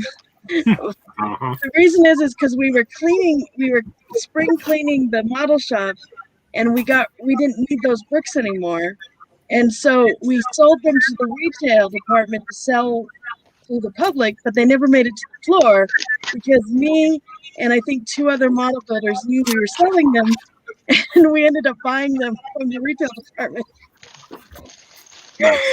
So I think I've got like a gallon-sized bag of these bricks that nobody else has, basically. Yeah, I've been doing the color chart, like the 1x1 color chart, and Mersk blue is one of the colors that I need that is almost hard to find. They're very hard to find. Well, and even the company changed to the new Azure Blue, so they don't even have the Mersk blue anymore. Oh, did they actually change the color? Yeah, that's why the newer chip or whatever, when they came out with it the third time or whatever, the second time, whatever that was actually an Azure, Meet in Azure or whatever it was. So that's why they even Maris could no longer does Maris blue as their blue color. So that's why the color is no longer even produced at all. Right. Well, that's annoying. Yeah. For anyone who's sort of newish to the hobby or younger, Maersk is a Danish-based shipping company, and throughout the decades, Lego have released a few promotional sets with them, and they had a particular type of particular shade of blue. So that particular shade of blue was unique to those particular promotional models. The train is so expensive. It's like $750 used. It's ridiculous. Yeah, that's crazy. I'm looking at them now. Just looking at them, and it's. See, like, this is a piece that was never officially released, and it's Maris Blue. Okay. But I got them from the model. Do you have a 1x1 tile and plate? No, I don't think so. Yeah, I don't think I have a 1x1 tile and plate. Yeah, it's proving hard, and like I think it's $27 for one 1x1 plate on Bricklink. So it's kind of ridiculous to get that. Well, how many do you need? Just one.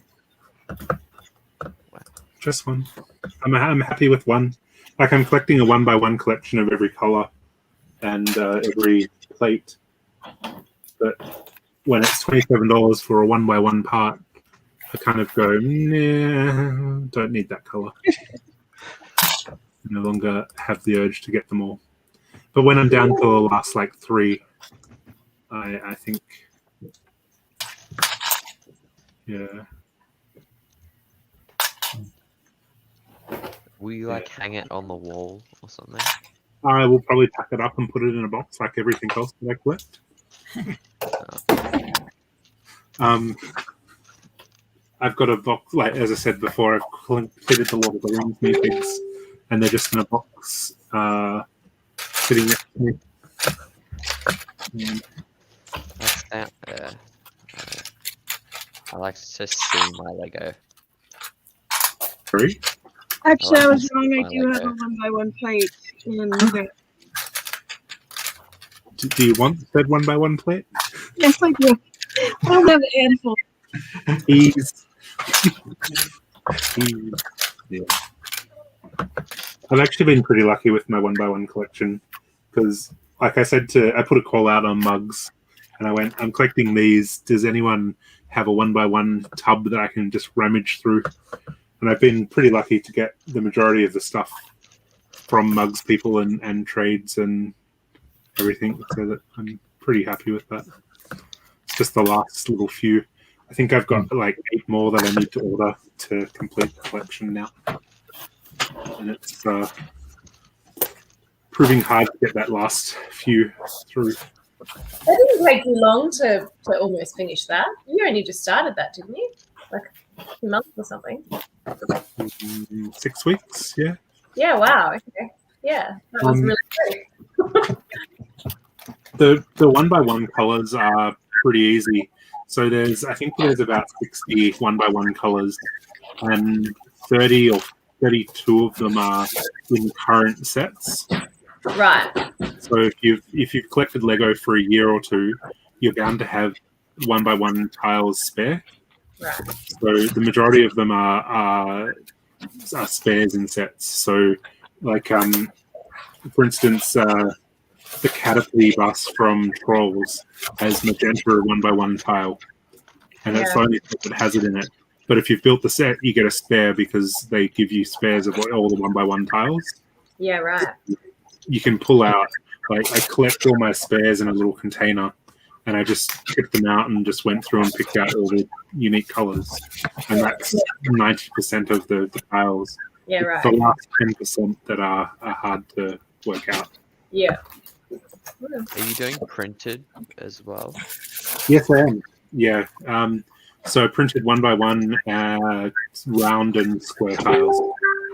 I'm not doing stickers, but only one by one round and square tiles. And Yeah. What about the ones that are like square with like the little end thing on it? What do you mean? The one We'll find one. by one square with the little end on it. Like these ones. Like the ones that like aren't a square. Oh, the corner. Oh yes, yeah, the round ones. Yeah, I'm doing anything that's one by one round that's not a clip. So plate, tile, wall, poop, the cheese slopes, the triangle ones, the wall plates, the flowers, all sorts. Yeah. And yeah, one by one printed tiles, square and round, and the quarter circle tiles. Yeah, but with the one by one printed tiles now with all the dots, there's about 1 million of them. There's 232 total printed round one by one tiles. Oh my god. That's a lot. It sounds like a lot, but 40% of those came in dot sets. So when you consider that, and like for the June release,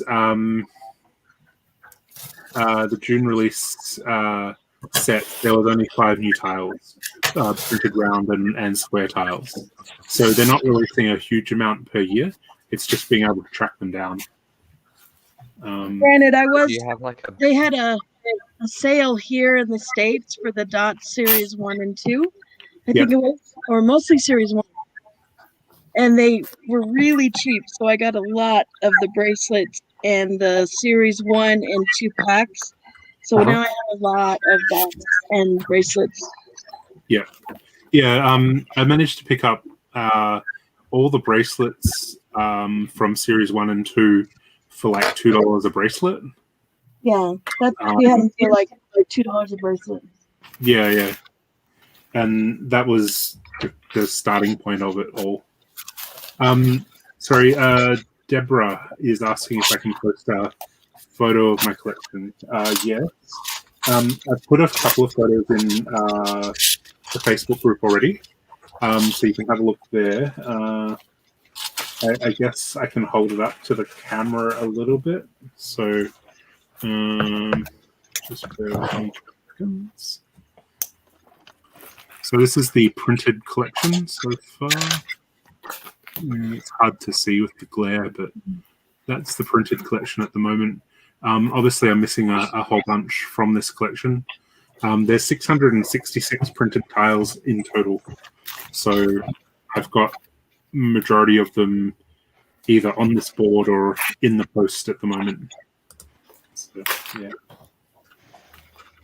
But I've done some crazy things though. So like the Iron Man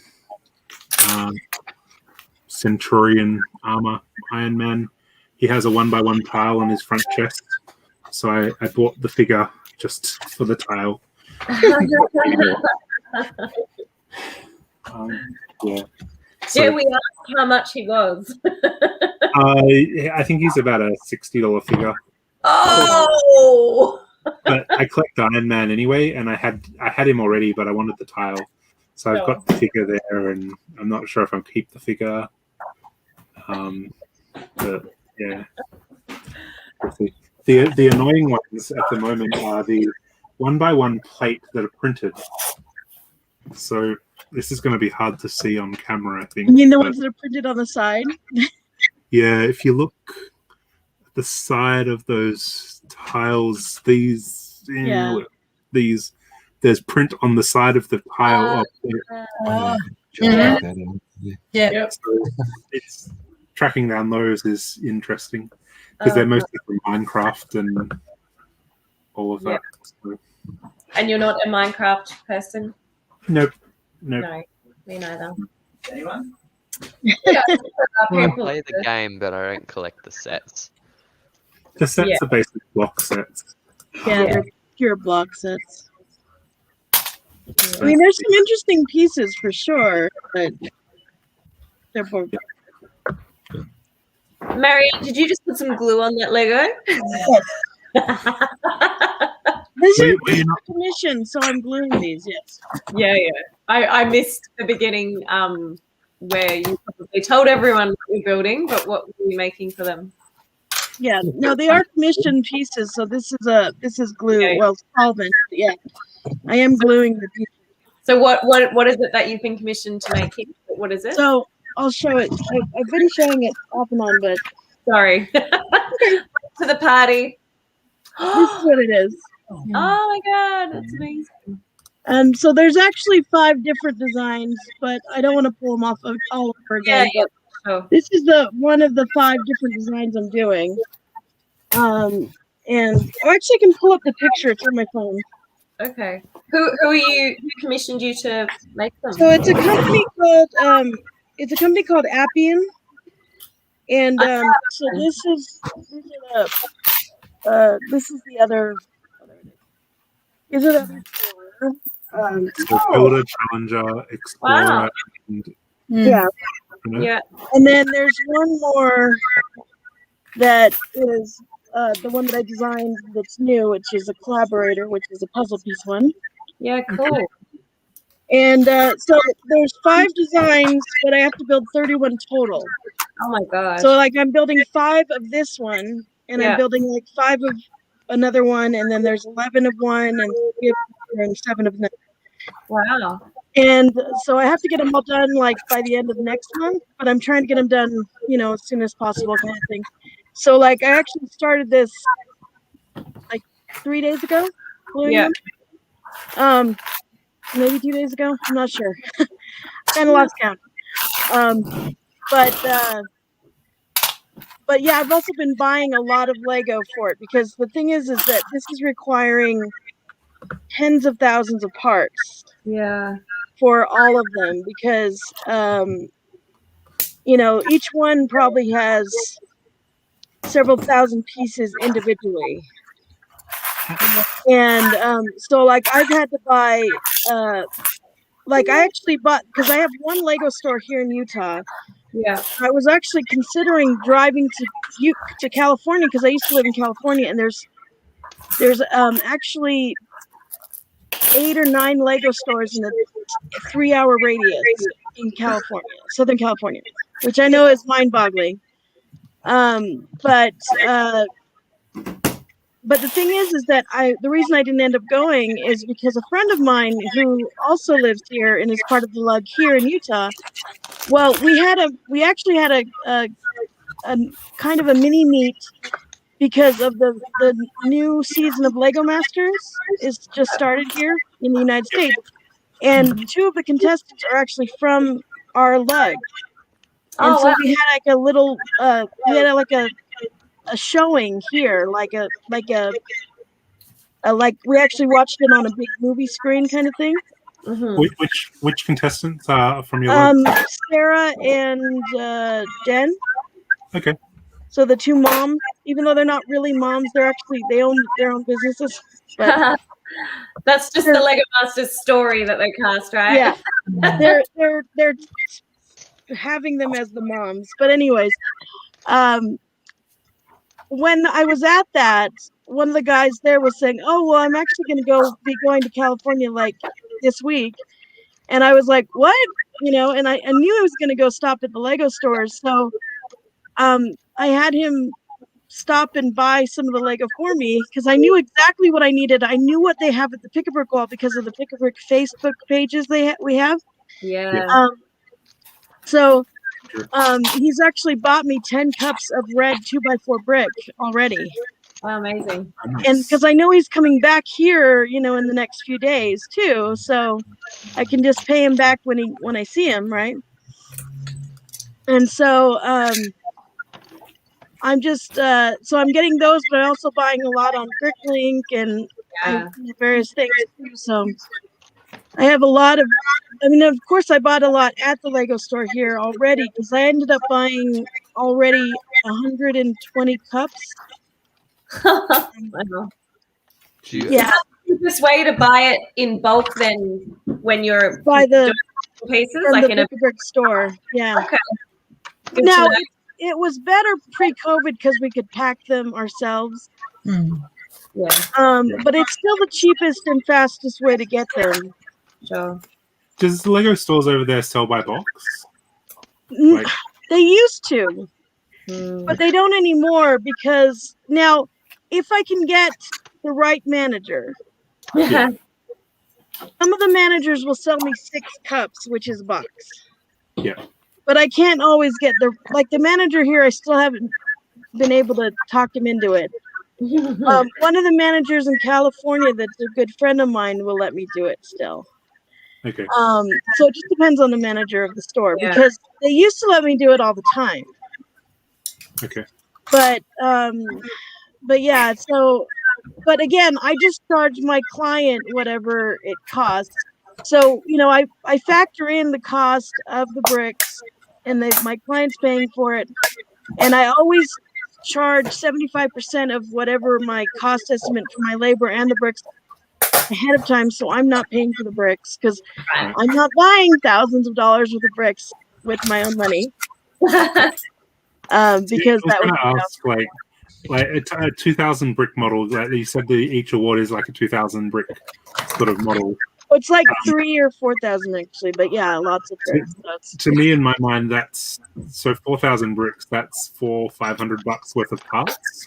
And then No, it's actually not that much, but the in actual Australian money, it is probably. in Australian money, yeah. So it's closer to like $100 to $200 worth of parts in actual part. Okay.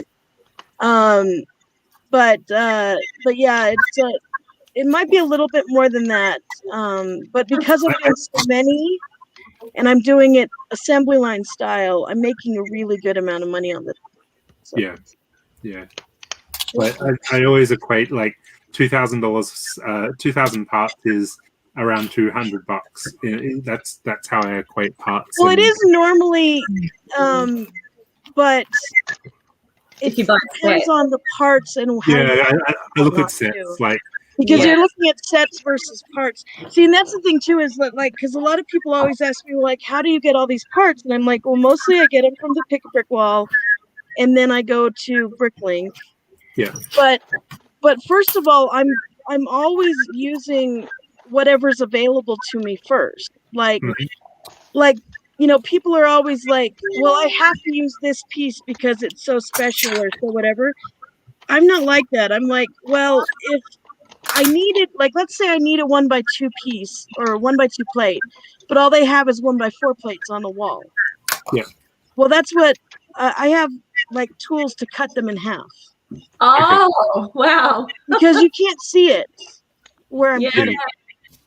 Because it's kind of, because they're like, you can't see the inside. Yeah. You can't see where I've cut it.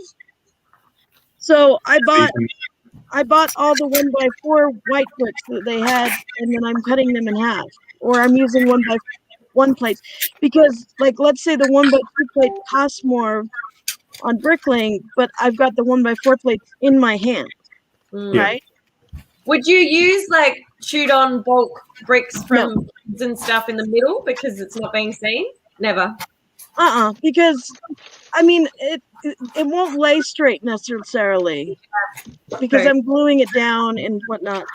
Yeah. But one of the tools I'm using, it looks like a garden shears almost. Oh wow. But this thing chops Lego like nobody's business. Oh wow.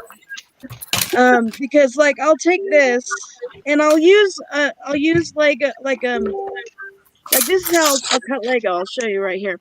So I'll take a tile and I'll take a 1x4 plate, let's say. Yeah. And I'll use I'll take the tile and I'll use it as a jig. Okay? So I'll put it along the I'll put it along the edge of the blade and it'll hold it in place. And then I'll snap down on it, and it gets it really nicely clean. It's like butter. It's like butter. But now I still sometimes need another razor blade to cut it down and trim it because maybe it's not a completely clean and not exactly where, because sometimes maybe I cut it wrong and it's not perfectly clean, but it'll be clean enough that it'll work, especially if it's in the inside and there's air only on the inside, right? Yeah. So, again, I don't need, I need a 1x2 plate or a 1x1 plate. Can't You'll see get it anywhere you can. Yeah. That's amazing. Yeah. So, I mean, people are people get so fussy about things, and like I said. Yeah. Well, if you get a 2x2 plate and cut it into 1x2 plate, you've effectively doubled your money for the same price. Exactly. Yeah. And I don't have to order it. I don't have to wait for it. It's right in front of me. Yeah. Because it's much cheaper. The smaller pieces, especially, because the bigger pieces are going to be expensive. Yes. But the smaller pieces are always, that's the cheapest way you're going to get them is on the Pick-a-Brick wall. Yeah. Right. So it's a no-brainer. If you can get them on the Pick-a-Brick wall, get them on the Pick-a-Brick wall. Even when you're in Australia, because even when I was down there, for Brickvention and stuff, I bought several cups worth of stuff that I knew you guys had that we didn't have up here. Yeah. And people are like, "Why are you buying Lego down here? It costs more." And it's like, yeah, but you've got pieces we don't have. Yeah. And I know now. See, another trick I do that is because I don't want the cups, because, like I said, I bought 150 cups, right? Yeah. So I had them pour them into the little plastic bags. Yep. So I didn't take 150 cups home with me. I took 120 cups with me. I took 120 bags with me. Which is And I'm 100 not going to kilos just of Lego. throw those bags away either, because I'm a vendor. When I go back to being a vendor at conventions later on, I'll use those bags and give them to my customers with product in it. So they're not going to be thrown away either, because there's nothing wrong with the bags. They barely were used. Yeah. Because I'm going to put them in Ziploc bags, because here at home, I put them in Ziploc bags so I can see what I'm using. Yeah. Because I need to know what I'm grabbing as I'm doing it, because a million yellow bags is not going to help me for what I'm working on. No. So, what's the tool called that you used out of interest? It's a well, this one, they have them in different companies, but this is a Handy Cut Craftsman. And it comes in 2 different sizes. A friend of mine, you might have heard of him because his name's Guy Himber. He's the one who does Crazy Bricks, who did the Dino Dudes. Oh, yeah. He recommended this to me. Yeah. And it actually comes with 2 extra blades, which, if I can pull it out, it comes with 2 extra blades in the heel of the thing. Wow. Which is really nice. It's not cheap. It's like $35 or $40 or something American. But it is useful. There's another tool that I also use, because this is a little hard on the hand.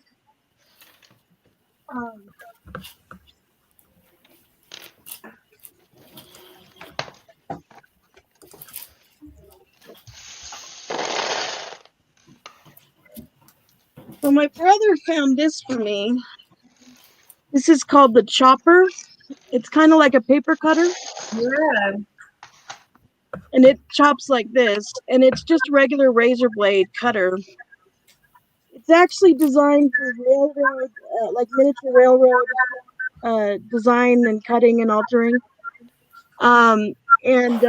This is also used to do the same kind of thing. But I found it's not as accurate as the hand tool one. But it also does similar thing. And this is a little bit more expensive. I want to say it's like $50 US. But I bought this first, and then I got this. So, but this is hard on your hand. Yeah, I bet. Because I have arthritis in my hands, and this does not help. Oh gosh. But And then another tool, this is another thing you might have seen me using, which this is one of my favorite tools. It's hard to find. It's hard to find a little bit, but it's got a specialized tip. It's actually an electrician tool, but the tip is actually got a little, it's called a flush end cutter or something. It's supposed to strip the outer wire or outer rubber covering and then cut the inner metal tubing or whatever. But it's like from Germany, I want to say. Okay. So they're I not bought it. wire strippers. They're not wire strippers. It's a flush end cutter from Wahia, I think it is. But see how it's got this very specialized tip? Yeah. The reason I like this is because it holds the studs. It also can cut the studs off. So you kind of have to be careful because if you push it too tightly, it actually cuts the studs and damages them. Yeah. But I need that for my stuff sometimes. It also can on the inside, like the little, the little inside studs, it can cut those off as well. Nice. It can hold those because it's thin enough to go on the inside of it or the top as well. I found out about this kind of tool when I worked at Legoland. The ones we had though were like composite metal or something. These are stainless steel. Okay. This is not a cheap tool either. This was like $50 or $60 US, probably closer to $60 US.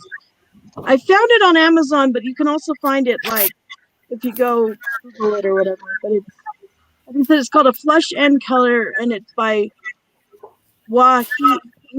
It's WIHA. But yeah, this is one of my favorite tools. I use this all the time because I also use it. I also make jewelry. I make my Lego jewelry, but I use this and then just a standard needle nose plier and a standard cutter that you can get anywhere. But this tool I use for my Lego and for the jewelry making. And it's one of those ones you just can't find very easily, but at the same time it's awesome. And so yeah, I highly recommend that. So yeah, when I was going back to bring a few things together, but when I was making mosaics, I made a few for the Midnight Oil album covers. So fairly very basic design, but as Marion was saying, this is from my own, all these Lego from my own personal collection going back to when I was a kid and did silly things like chewed on bricks and plates. So because of that, you might not be able to pick up, but yeah, it's got a bend on it when I've tried to do the back bracing to keep everything together, because obviously you got that. Yeah, with the chew, it means that the thickness of the plates isn't what it should be. So yeah. Good point. It sucks because I have so much chewed on Lego from bulk buys. Yeah, well, because I still have a few pieces from when I was a kid, and I don't buy. Every once in a while, I'll get some used Lego, but I almost never buy used Lego at all anymore, because it's just too much of a waste and I don't want to spend time searching through a bulk buy to find that one cool thing, because I make enough money, not that I make a ton of money, but I make enough money on the commission stuff. And also, because I don't know if you've seen my jewelry that I make, the Etsy jewelry. No. So if you look it up, it's foldedfancy.com. Hold it? Right. No, folded, like fold. Foldedfancy.com is my Etsy shop. And then my main website is Model Building Secrets. But if you look at my Etsy shop and you see all my Etsy jewelry, like basically I take basic regular Lego bricks and I turn them into little pieces of jewelry. And, I can take basically we all know what the parts cost. It's like 10 cents, 20 cents, 50 cents worth of pieces. and I can turn them into $15, $20, $30 worth of jewelry. Yeah. So why waste my money and time going through bulk buys and getting crappy Lego when I can just, get good Lego? You know what I mean? Yep. So I don't waste it. Yeah, because time is money for you, right? Yeah. Exactly. You only get paid when it's finished. Yeah. No, I get paid beforehand, actually, You but get 25% to buy the bricks first.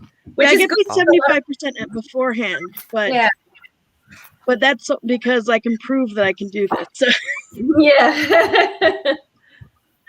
But yeah, no, I you have to be able to prove that you can make it all, but yeah. Yeah. So do you do like a digital mock-up beforehand? Well, see, these ones, they were already, so this company had contacted me in 2019 originally. And the 4 models, except for the puzzle one, were actually designed by, ironically, a former coworker of mine at Legoland. I didn't design them. But for some reason, he decided he didn't want to do them anymore because I guess they'd worked with him for like maybe a year or something. And he just decided he didn't want to build them anymore. So they contacted me and they said, can you copy these models? And see, a true model builder, a real one, can build a model from just a picture. Yeah. So they literally Yeah. sent me one picture of each model or a couple pictures of each model, and that was it. And I had to reverse engineer it and make the models, which is what I did. Yeah. And so that's what I did was I reverse engineered these ones. Sometimes I'll make a prototype if it's a small model. But if it's a large model, like some of my big, like the big cathedral that I made or the museum that I made or something like that, I don't make a prototype or anything like that because basically what I do is I say, because like, let's say I get hired and they say, can you make this building or whatever? I say, yes, I can make that building. And then if they say, well, we want a mock-up of it, all I say is it's going to look like your building in Lego because that's what it'll look like. And so, if they say, well, how do we know that? And I say, look at all my former models. They look like they're buildings in Lego, right? Because I'm not going to spend time making a mock-up that's going to take me too long to make. Yeah. Versus the actual building. Because like the prototype I made of the front facade of the cathedral I built took me a week and a half. Wow. And the entire building took me about 5 months to build. And it's a 5-foot model. Yeah. It has 50,000 parts. Wow. So if I'd actually had to make a digital version first or a mock-up, that would have taken a long time too, of wasted time that is stupid to do, when I could just make the actual model. Yeah. So I don't do that. I just say, look at my previous work. I've worked for these, because I've worked for Google, LinkedIn, Square, a lot of big major companies and done major projects already. So it's like, I've already proven my stuff, I have models in like at least 3 or 4 Legolands around the world that I know of. Okay.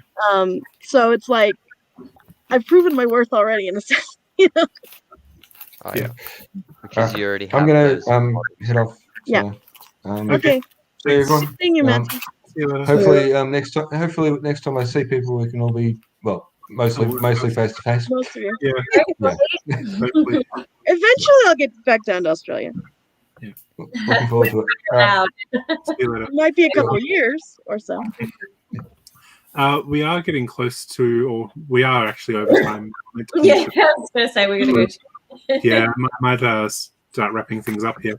One last thing. We have a dad joke from our resident dad, Gary. He wasn't able to join, but there's something I did today that really made me throw up. I put the dartboard on the ceiling. That took me a while. Thank you, Gary. Thanks, Gary. Thank you for your dad joke. So we'll start wrapping things up here. thank you everybody for joining and chatting along with us this afternoon. It's been really great to have this conversation with everyone.